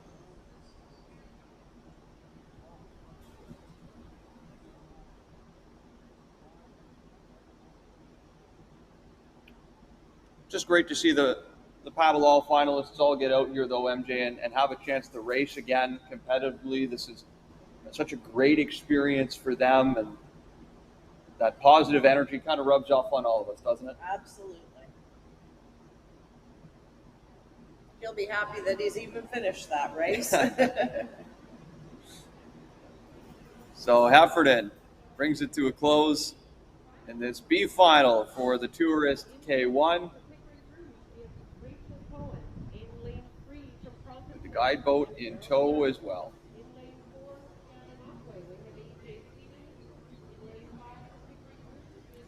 There is a look at your starting line for this A final. Tourist K1 PaddleALL. Another 6 paddlers in the mix. We expect this one to be a little faster given it is the A final. Of course, they were split up from their heat times from earlier on this morning. So lane 2 is Rachel Cohen. Lane 3 has Daryl Clark. Lane 4 is AJ Siemens. 5 is Nathan Gillen. Lane 6, Quinn Martin. And lane 7, Richard Freeland. A big presence from Pickering Rouge Canoe Club in this race with 4 paddlers representing that club. And of course, Daryl Clark from Carleton Place, not far from here, and AJ Siemens out of Gananoque Canoe and Motorboat Club. They come from all over, MJ, and that's great to see. Give us an idea as to just how widespread the clubs are throughout this country. Well, we've got clubs right from coast to coast, from BC on the island all the way over to Nova Scotia, everything in between. And it's great to see a club like Gananoque here, especially with the PaddleALL program. They haven't been attending our nationals a whole lot recently, and they're an old club that has historically done really well. So it's great to see that they've got some representation at national championships. Of course, we've seen a lot of local representation, specifically with Rideau Canoe Club. We've seen Balmy Beach. We've seen a lot of Richmond Hill this week, but we've also seen representation from out west, of course, the Pacific Coast with Fort. We've seen Saskatchewan be represented here as well. So it truly does come from all corners of the country. And of course, we have to mention Quebec as well. What a great presence they have and a great tradition of paddlers coming out of the province of Quebec as well. I know you spent a lot of time on the West Coast, specifically out in British Columbia. What can you tell us about the community of paddlers out there? Well, it's definitely not as popular a sport as it is in Eastern Canada or in Atlantic Canada, but the clubs out there are growing and being successful. So I think with success breeds more success. And the fact that the national team was out there for their training camp this winter was definitely helpful to the growth of the programs. The trials back in March. Of course, the weather was a lot different back then. It's a little bit warmer now than it was then.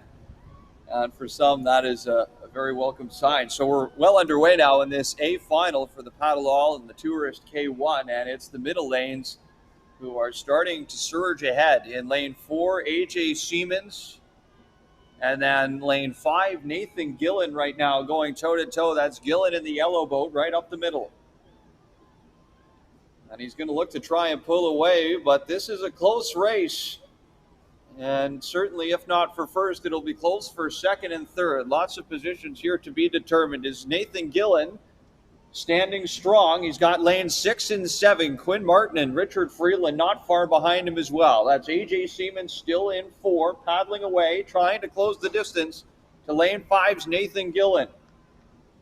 Maybe a bit of a late push here coming from AJ Seamans, closing the gap a little bit, but he's going to run out of time. Nathan Gillen in 5 takes the win. Seamans in 4, second place, and lane 6 with Quinn Martin pulls into 3rd. It's mighty close between 3 and 7. Now it's Daryl Clark down in 3, Richard Freeland up in lane 7, and Rachel Cohen crosses the line in lane 2.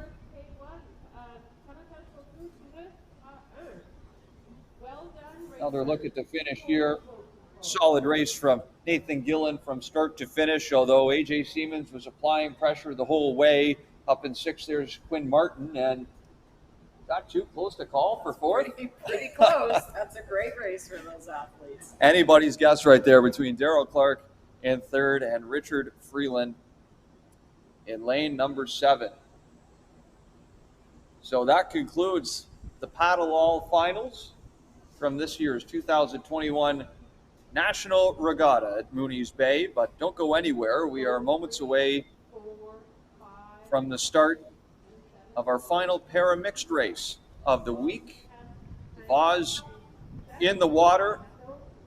Saw them race about an hour ago, a little more than that now. They're back in the water. The same 4 competitors comprise this starting lineup as well. In lane number 2, it's Philippe Marchand out of Shawinigan.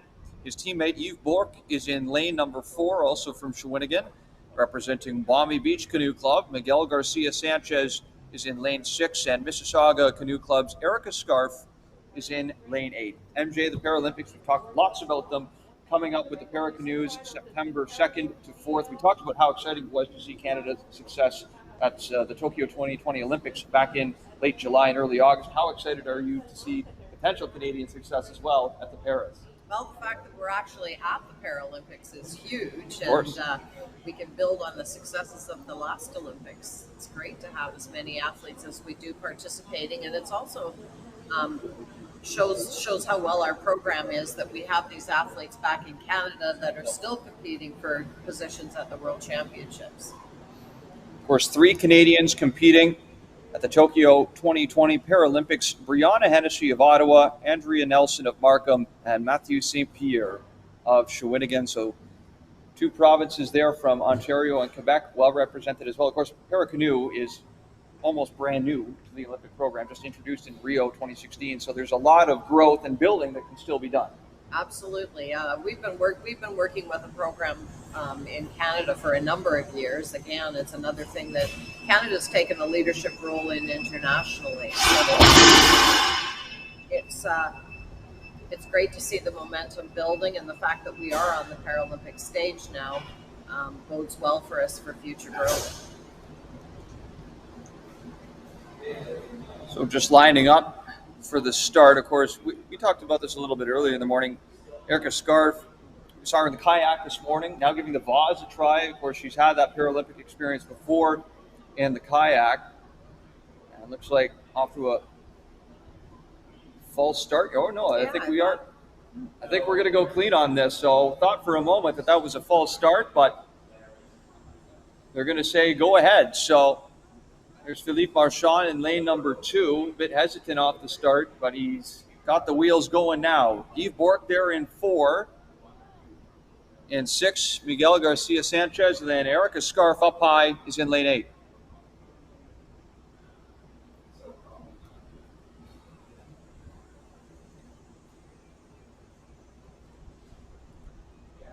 Philippe Marchand starting to close some distance now on Bourque. Scarf staying strong up high in lane 8 as well. This could be very close between lanes 2 and 4. Philippe Marchand and Yves Bourque. Marchand in 2, Bourque in 4. Down to the wire now in the final sprint. Still neck and neck to the finish.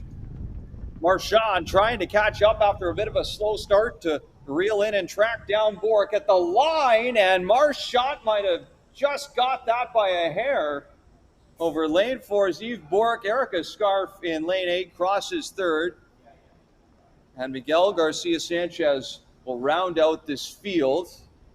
And Garcia Sanchez will pop into your picture right there to cross the line.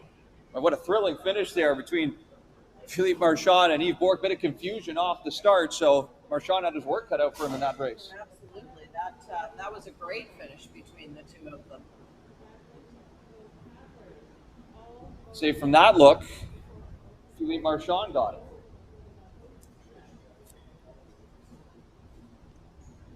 Oh, it was pretty close, so we'll have to wait on those final times. Yeah, it's nice that the two of them are from the same club. They can push each other on a regular basis rather than having to wait till they come together once a year. Final times, by the way, from your PaddleALL finals are as follows. In the B final for Abby Latour, it was a 1:43.091. She was the winner of that B final. The winner of the A final, Nathan Gillen, with a time of 1:19.945. AJ Siemens not far behind with a 1:22.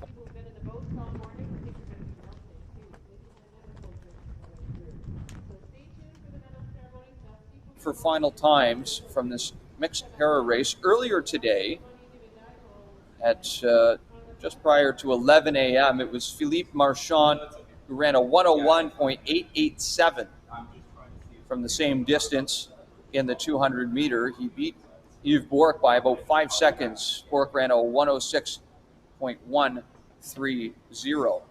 And of course, Erica Scarf with a 107.397 as well earlier today. Looks to pick up some more valuable experience racing the Vase.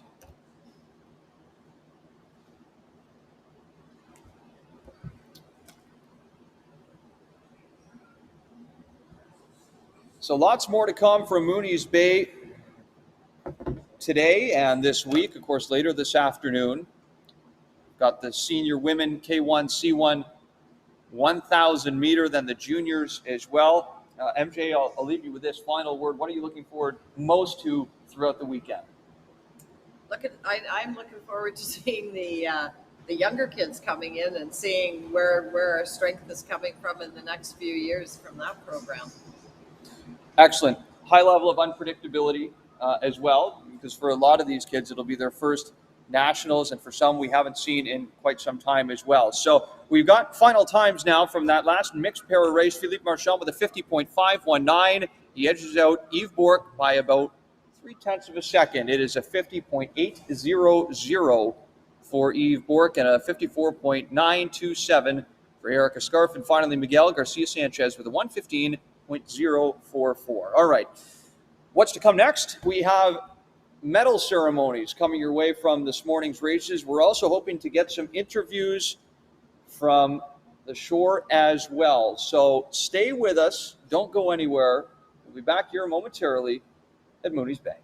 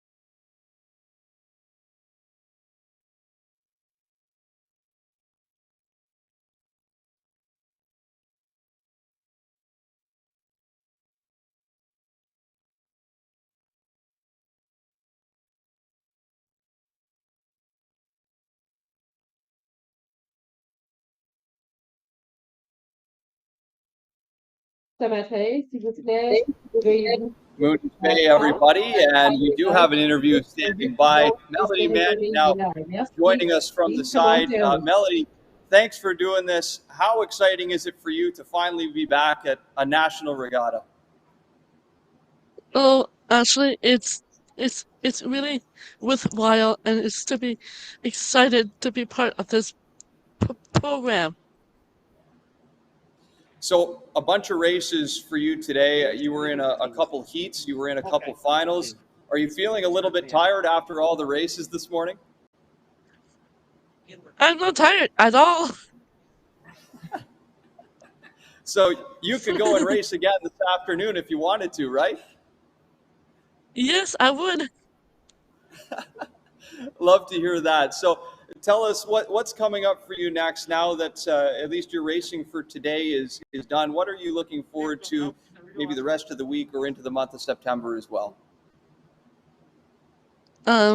Actually, for next year, I would like to compete again, and I want to say a quick hi to my family, Peggy Austin, my dad, my mom, and my siblings. They've been a big inspiration to me. Excellent. Well, we love to see you here. We love to see you racing. It's great to have everyone back here, but especially the PaddleALLs as well. Last question for you: what's your favorite part about coming to a national regatta like this? Actually, to be really honest with you, it makes me feel that I am more wanted, being that competing in a competition like this, it's really special to me. Special that I could just share it with two biggest supporters, Peggy and Daintree. That's wonderful, Thank you all Melanie. so much for being there. Yeah. Thanks so much for joining us today. Great to see you race. Great to see you back here, and all the best the rest of the way. Thanks for your time. Well, thank you so much because I really enjoy being here with all of this program and this team that really made me feel special. Excellent. He's on. In both heats and a couple finals as well from the PaddleALL 200-meter finals. Good. Okay, Nathan is up next. All right, stick around. More interviews here to come from the shore at Mooney's Bay.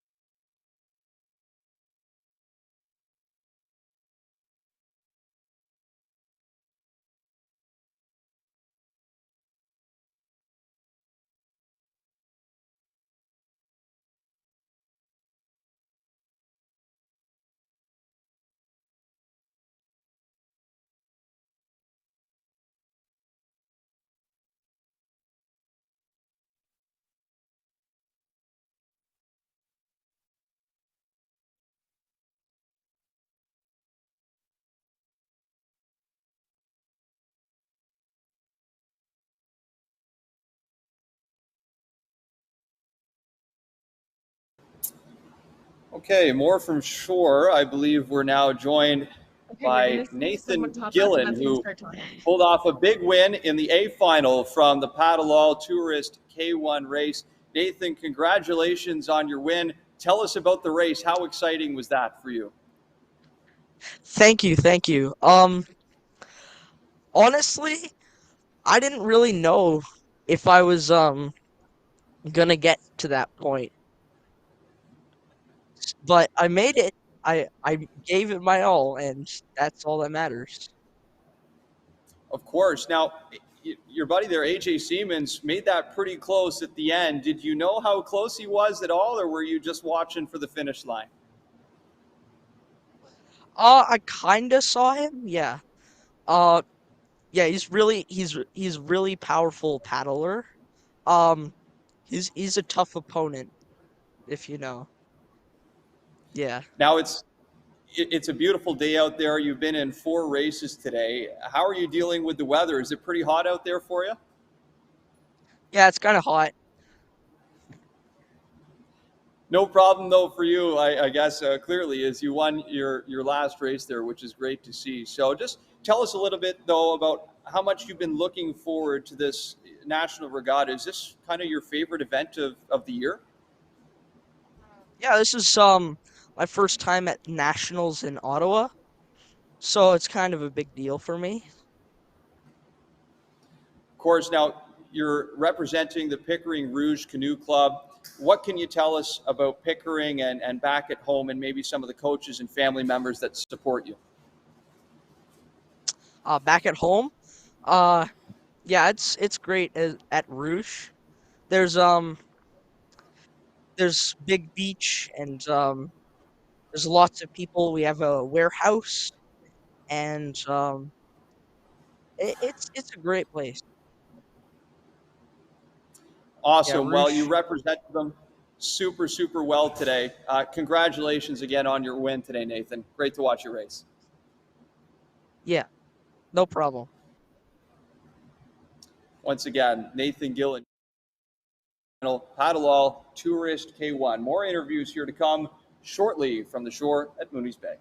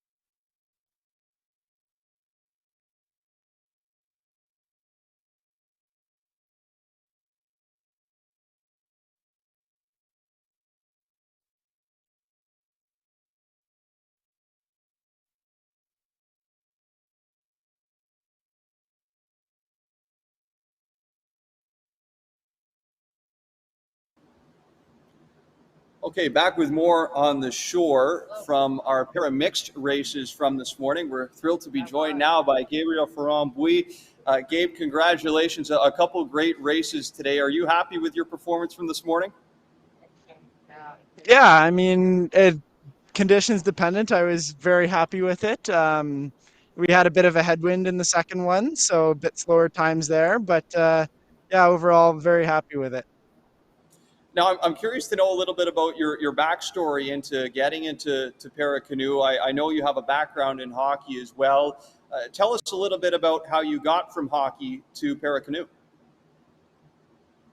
Yeah, so bunch of years ago now, I went to a para athlete search in Montreal, much like the RBC training grounds, and I met Mark there. He's the national team coach for the para team, and I at the time was playing competitive hockey. I was playing U18 AAA. So I continued down that path. And when that started to peter out in the next year or so, I was looking for a new sport. And then found Canoe Kayak Canada, and Rito's been right by my house. And so I joined this, and I've loved being out here on the water, out in nature, and paddling and working hard. So yeah, that's kind of my story. What do you love most about the sport? Because I'm sure you would have had maybe some opportunity to play some other sports as well. You mentioned, of course, you played hockey for a while. So, what is it in particular about this sport that has attracted you to it so much? Um, I don't know. I really like being outside. It's really nice just to be outside all summer. And in the winter, we're doing a lot of cross training and cross country skiing, which is something I also really enjoy. So just those two together, plus the people have been really nice and very inviting. And with everything, it's just been great. Now, tell us a little bit about what the future holds or what you hope it holds for you here. Obviously, I would say a pretty successful week for you at this year's National Regatta. So, what's next for you down the road?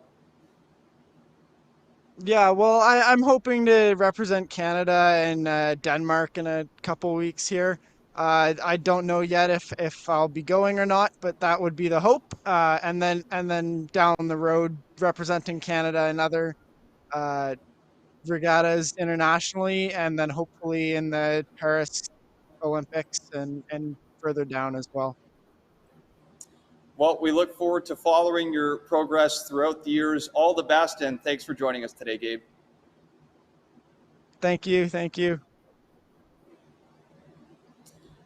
There you go. Once again, Gabriel Ferrand-Bouy joining us from the shore at Mooney's Bay. A couple wins for him earlier today in the mixed para races. More to come from Mooney's Bay in moments.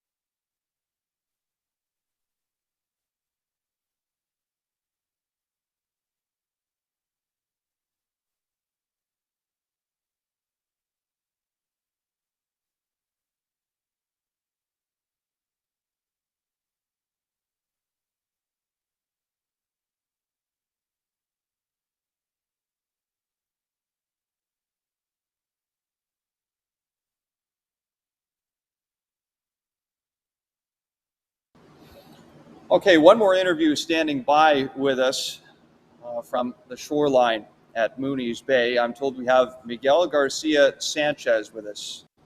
Uh, Miguel, let's talk a little bit about the races today. I know you were just competing there not that long ago in the Vase for the mixed pairs.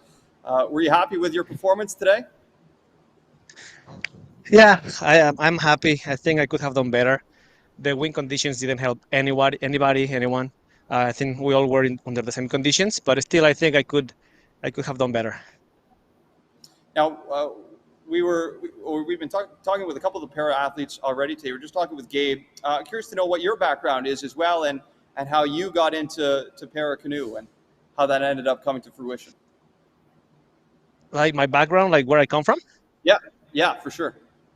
Yeah, well, I'm originally from Mexico, from Mexico City. I came to Canada 10 years ago, and only 3 years ago, there was like a research for people that wanted to do any type of sport.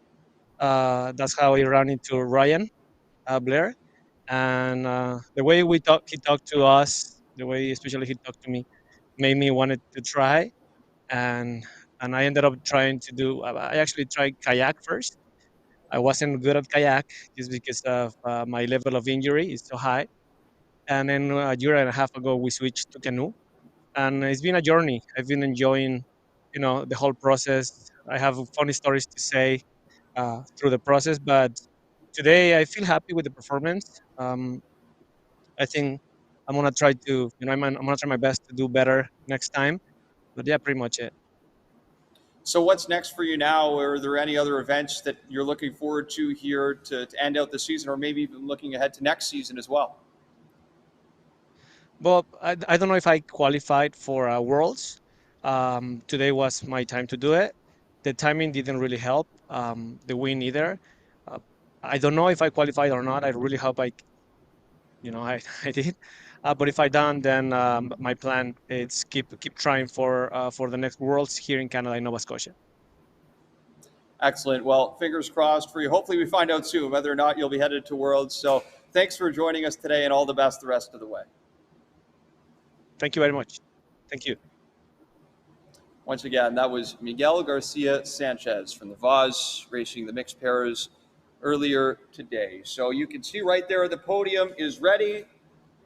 Flags blowing in the wind. That can only mean one thing.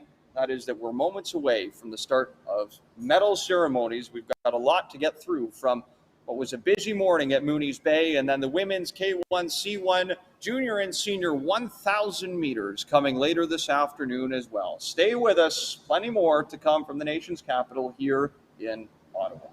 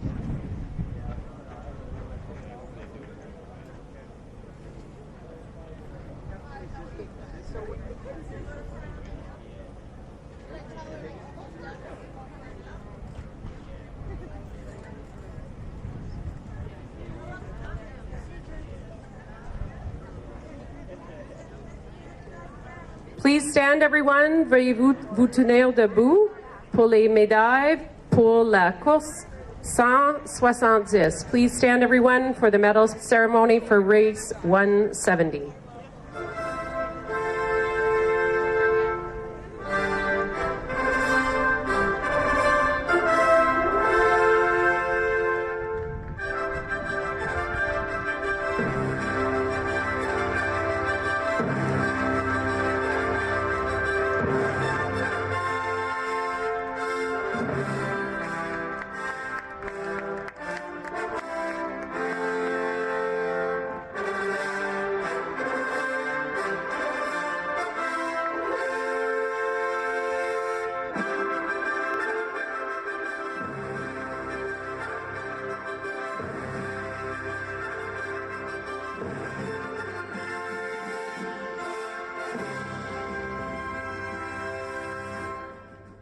Mesdames et messieurs, ladies and gentlemen, this is the awards ceremony for race number 170, the Special Olympics men's K1 200 meter event of the 2021 Canadian Sprint Canoe Kayak Championships.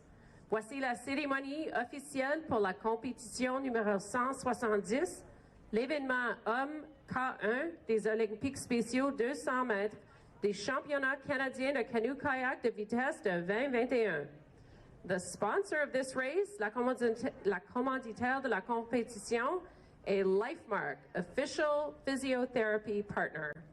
And presenting the medals, présentant les médailles aujourd'hui, c'est Kate Graham of LifeMark and Chris Hellier, the president of Canoe Kayak Canada. In third place, our bronze medalist en troisième position, médaille de bronze, Pickering Rouge Canoe Club, Nathan Gillen.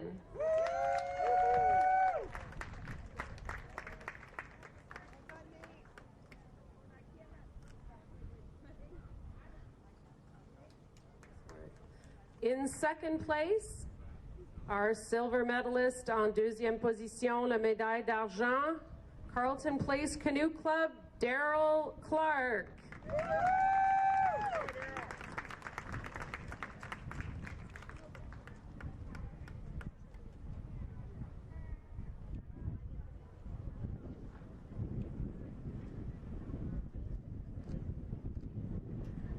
And in first place, our gold medalist and Canadian champion en première position, médaille d'or et champion canadien, the Rideau Canoe Club, Fletcher Sloan.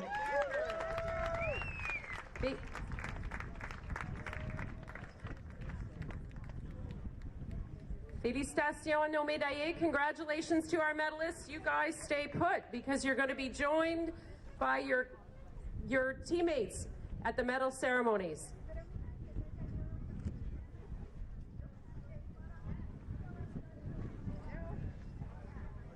Give a big hand for our participants coming up to the medal, receive their medals.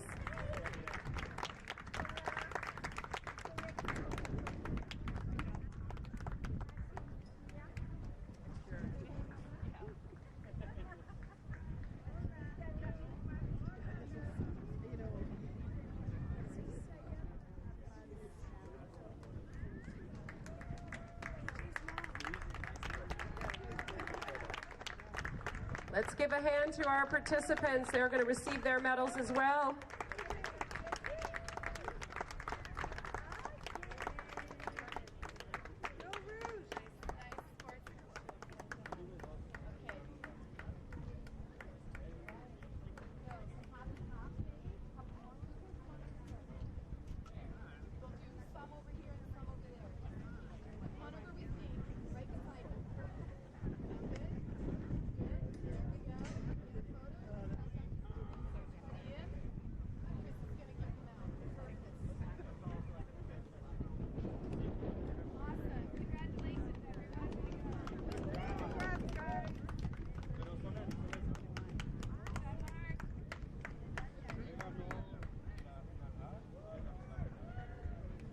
All right, gentlemen, show off those medals. Everybody show us your medals. And congratulations again to Fletcher, Daryl, Nathan, and all of the competitors in the men's Special Olympics K1 200 mètres. Félicitations à tous les compétiteurs des Olympiques spéciales hommes K1 200 mètres.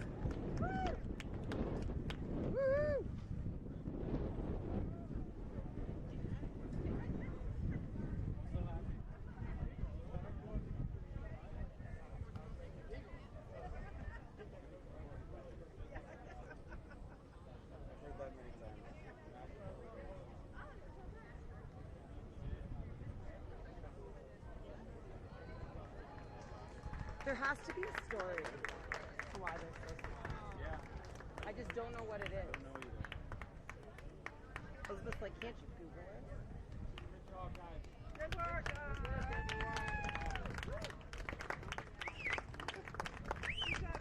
Good job, Nate.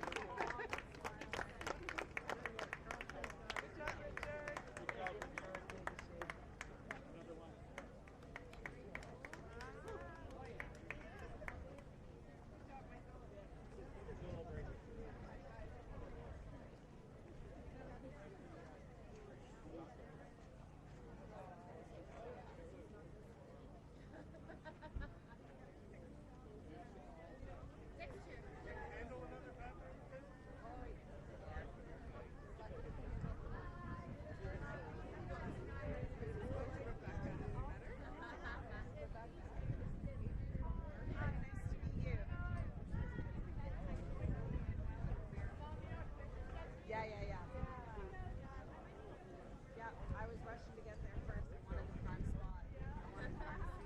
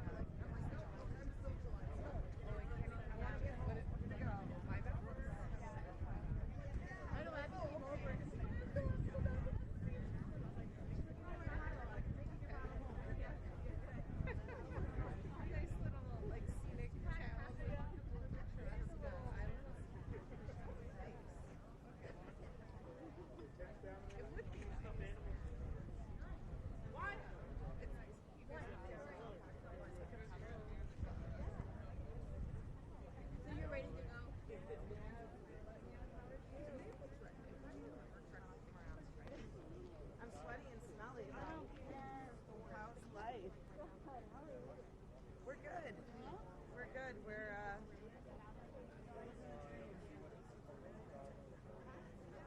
we still don't have a spot. Kind of like, yeah, just trying to figure it out. But we're working on that. Doing the best we can to find out, and it's not so bad. So we have our one rotation. So you guys are almost like second because I heard from we do the places yeah, this is just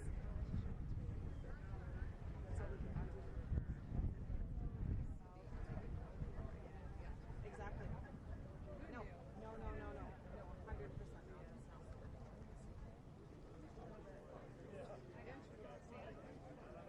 counting the minutes till I can start my drive home. Right? Like once they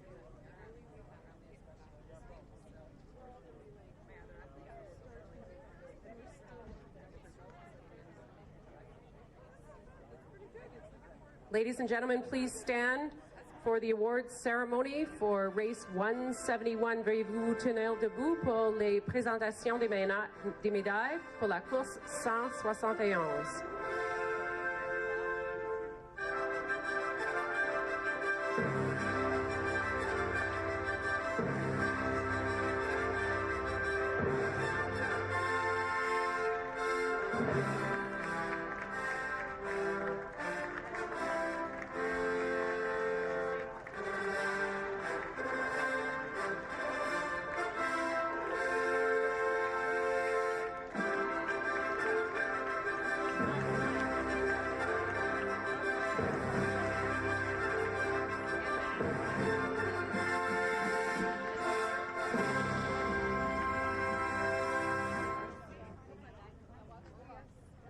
Mesdames et messieurs, ladies and gentlemen, this is the awards ceremony for race number 171, the Special Olympics Women's K1 200 meter event of the 2021 Canadian Sprint Canoe Kayak Championships.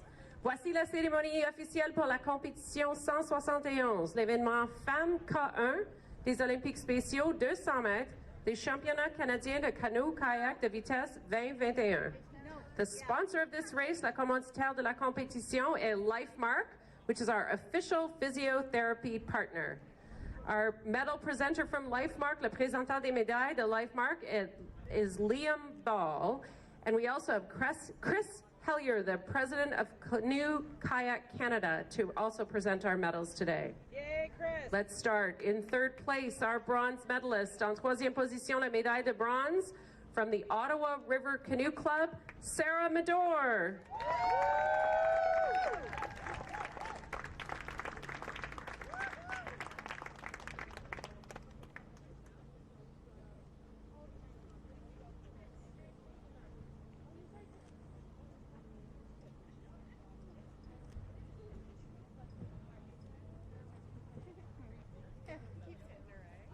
In second place, our silver medalist. En deuxième position, la médaille d'argent from the Pickering Rouge Canoe Club, Abigail Latour.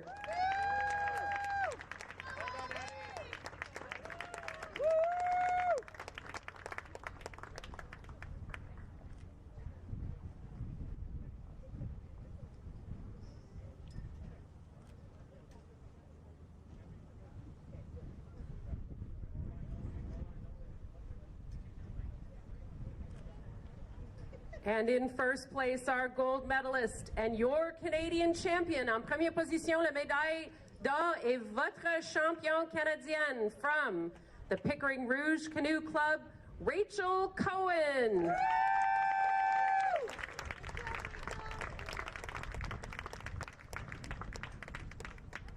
We will also award a special medal to our Special Olympics other participants, women's K1 200 meters. Oops.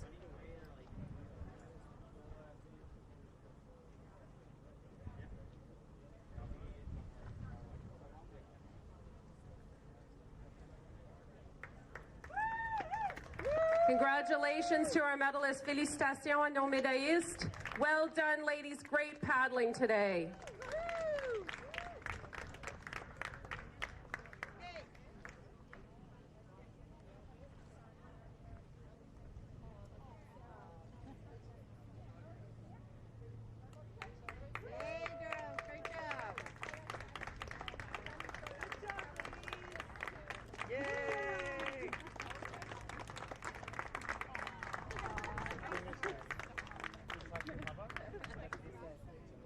You want it?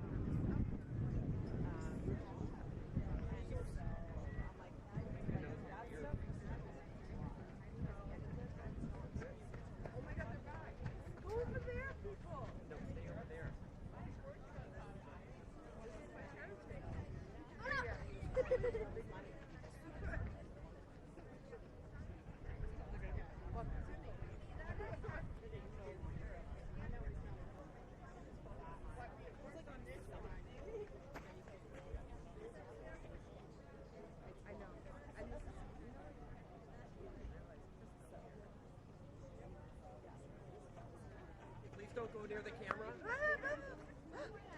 No, you don't go near the camera. Guys, look. Go over there. That's really expensive. Camera over there. Okay, nice walk by the camera. Man, it's so clumsy. Like, you did it by accident. Yeah. Yeah. So you blaming it on me?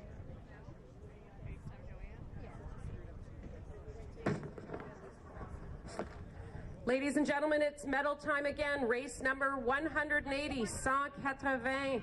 S'il vous plaît, voulez-vous vous tenir debout pour les médaillistes?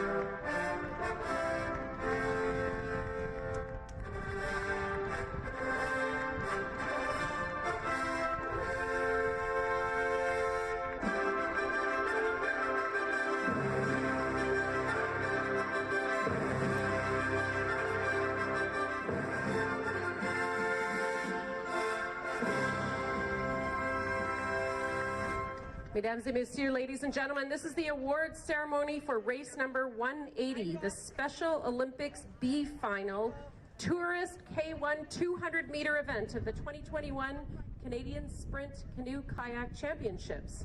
Voici la cérémonie officielle pour la compétition numéro 180, l'événement final B, Touriste K1, des Olympiques spéciaux 200 mètres des championnats canadien de canoe kayak de vitesse de 2021.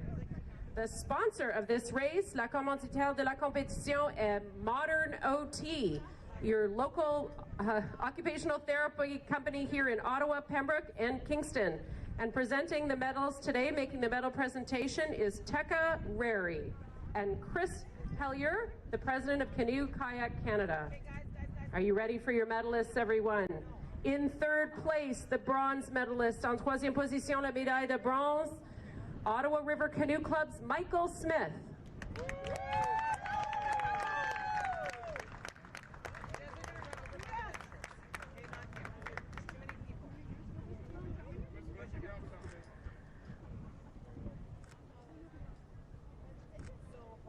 In second place, our silver medalist. En deuxième position, médaille d'argent, Ottawa River Canoe Club, Sarah Mador.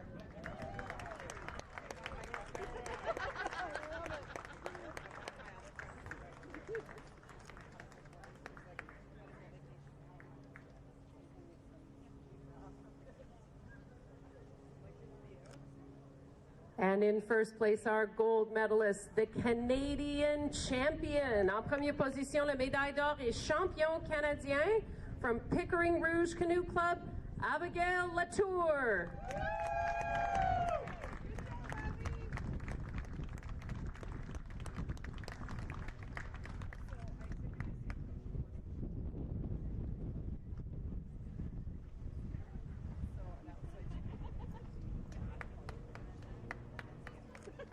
Smile for the camera's medal winners. Félicitations à tous nos médaillés. Congratulations to our medalists. Michael, she wants you to hold your hand.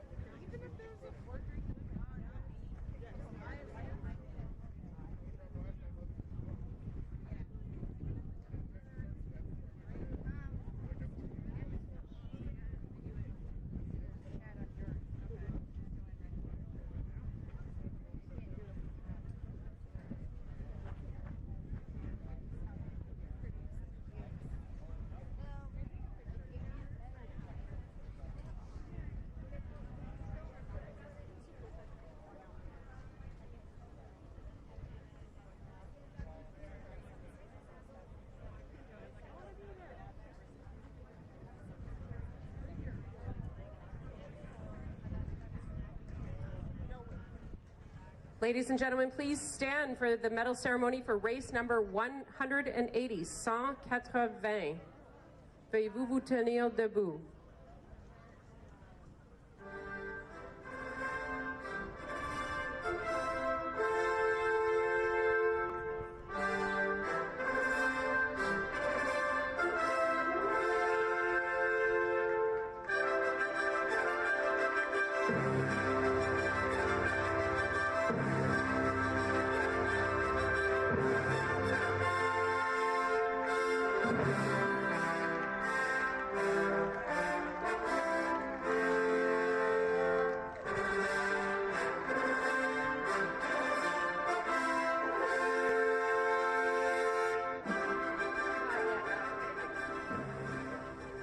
Mesdames et messieurs, ladies and gentlemen, this is the awards ceremony for race number 180, the Special Olympics A Final Tourist K1 200 meter event of the 2021 Canadian Sprint Canoe Kayak Championships. Voici la cérémonie officielle pour la compétition numéro 180, l'événement final A, touriste K1 des Olympiques spéciaux 200 mètres, des championnats canadiens de canoë kayak de vitesse en 2021. The sponsor of this race is Modern OT, your occupational therapy business in Kingston, Ottawa, and Pembroke. Présentant les médailles aujourd'hui, making the medal presentations is Tekka Rary and Chris Hellier of CKC Canada. Are you ready for your medalists? In third place, the bronze medalist. En troisième position, la médaille de bronze. Pickering Rouge Canoe Club's Quinn Martin.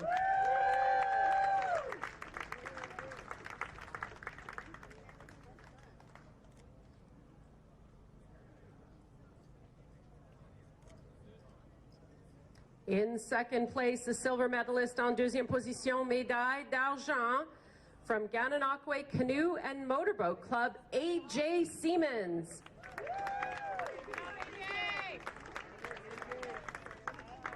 Good job, AJ.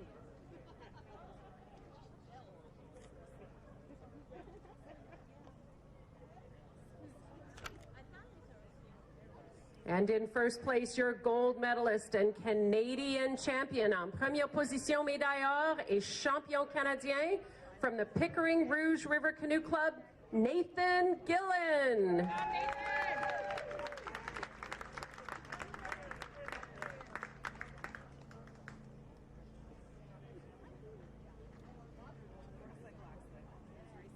As we congratulate these medalists, I'd like to invite forward all of our participants in the Special Olympics A Final Tourist K1 200 event for a special participation medal. Come on down. Good job, AJ. Good job, AJ.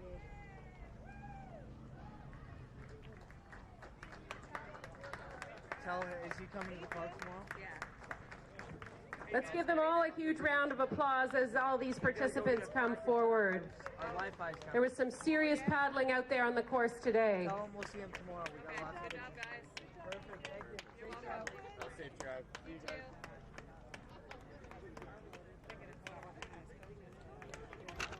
Hi, Joe.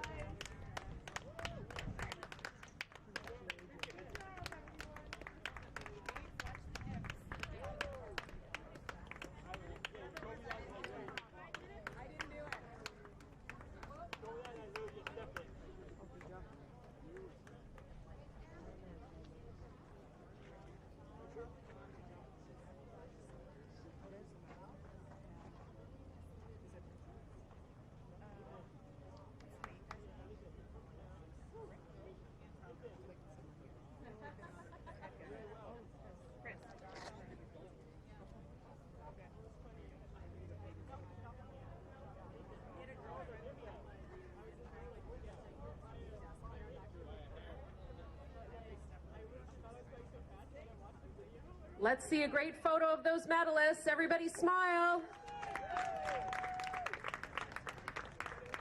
Now don't move because we're going to announce the Burgee winners for PaddleALL. Is everybody ready?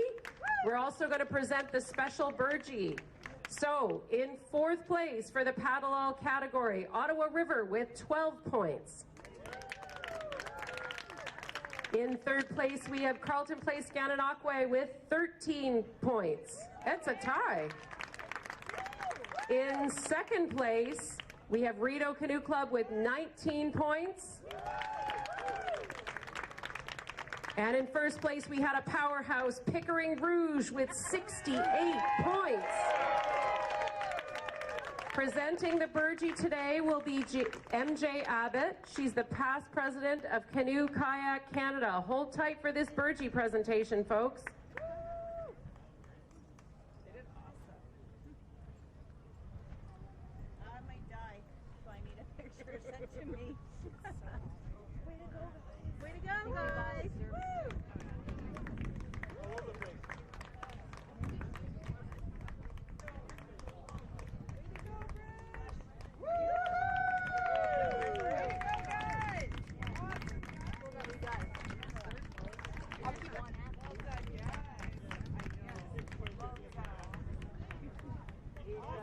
It got 13 points.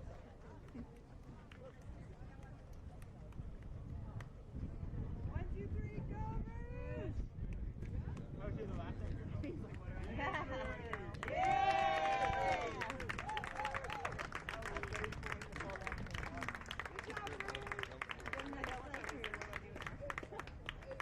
Look at you loving that, AJ.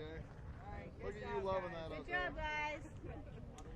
It was their hard work, not mine. You matched the colors. It's all good. It's going on my wall. Keeping it. It's going on my wall. Way to go, guys. Did you not get in there? Oh, no, they took it.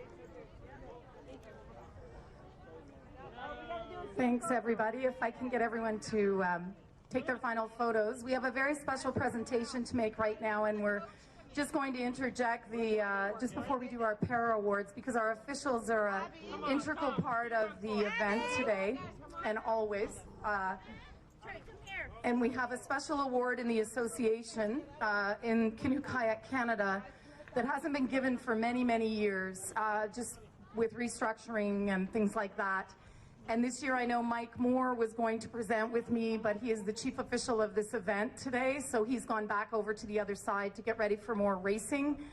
I would like to call Chris LaPlante up with me, who is our, sorry, Mike is not the chief official, he's a starter. I've had too much sun. Mike, he is the chair of the National Officials Committee for Canoe Kayak Canada.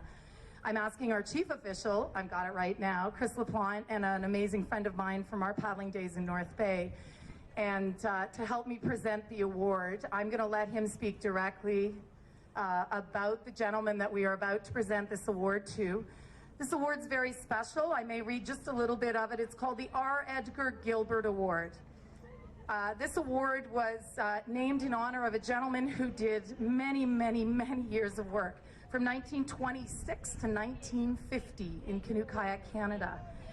He was esteemed. He was on our Olympic team of 1940, and then again those games were canceled. 1948 he accompanied the team to London. R. Edgar Gilbert was an amazing volunteer and gave so much to our sport. Hence, this award going to an official coach or volunteer in our sport. And this year we're most pleased to present this award to one of our esteemed officials. And the painting that he is going to receive, the Thomas Hodgson reproduction, is what our Gilbert Award is. The original hangs in our office of Canoe Kayak Canada. It also, he's done prominent artwork in the National Gallery of Canada, Art Gallery of Ontario, and many, many more galleries. He won his first championship intermediate and junior single blade fours in 1941, but it was the single blade tandem that he excelled, winning senior titles 1948, 49, 50, and 51 with Bill Stevenson. He was selected to the Olympic team in 52 and 56, and he retired in 1956 from competition. 1981 at 57, the Masters class events were introduced for the first time where he raced. This award is extremely special, and I'm honored, this is where I get teary-eyed, to present this year to Floyd Fry, and I would love Chris to say a few words and present the award. Come on up, Floyd. Thank you for your tremendous work in the association. Floyd is the type of individual that will say, well, this is what I do. As an official, I can say that he's been a good guide and mentor for many people, including myself. He has an ability to gather energies around people. I don't know that he's ever been in a canoe or kayak himself, but he has a daughter that was on the national team for a long time. And Floyd has been to many locations around Canada, North America, South America, and has played a vital role in national championships as well as international events. So I'm very pleased to be able to say that this is going to someone that means a lot to me and to many people within our sport, and it's a well-deserved award.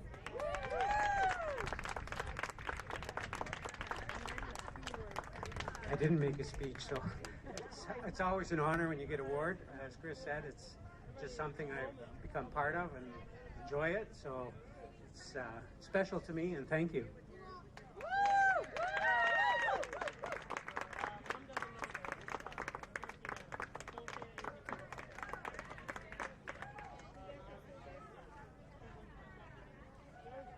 Should be good in a minute.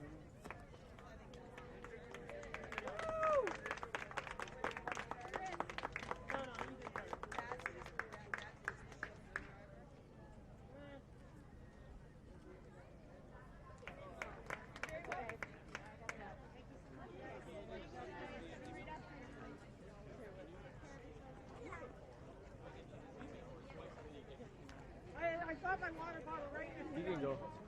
What? Go there.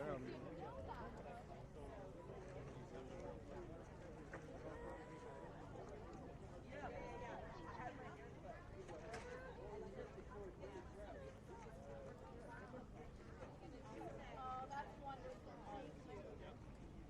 Oh no. I'm gonna go get the paper. Stop. This sucks. What do you want?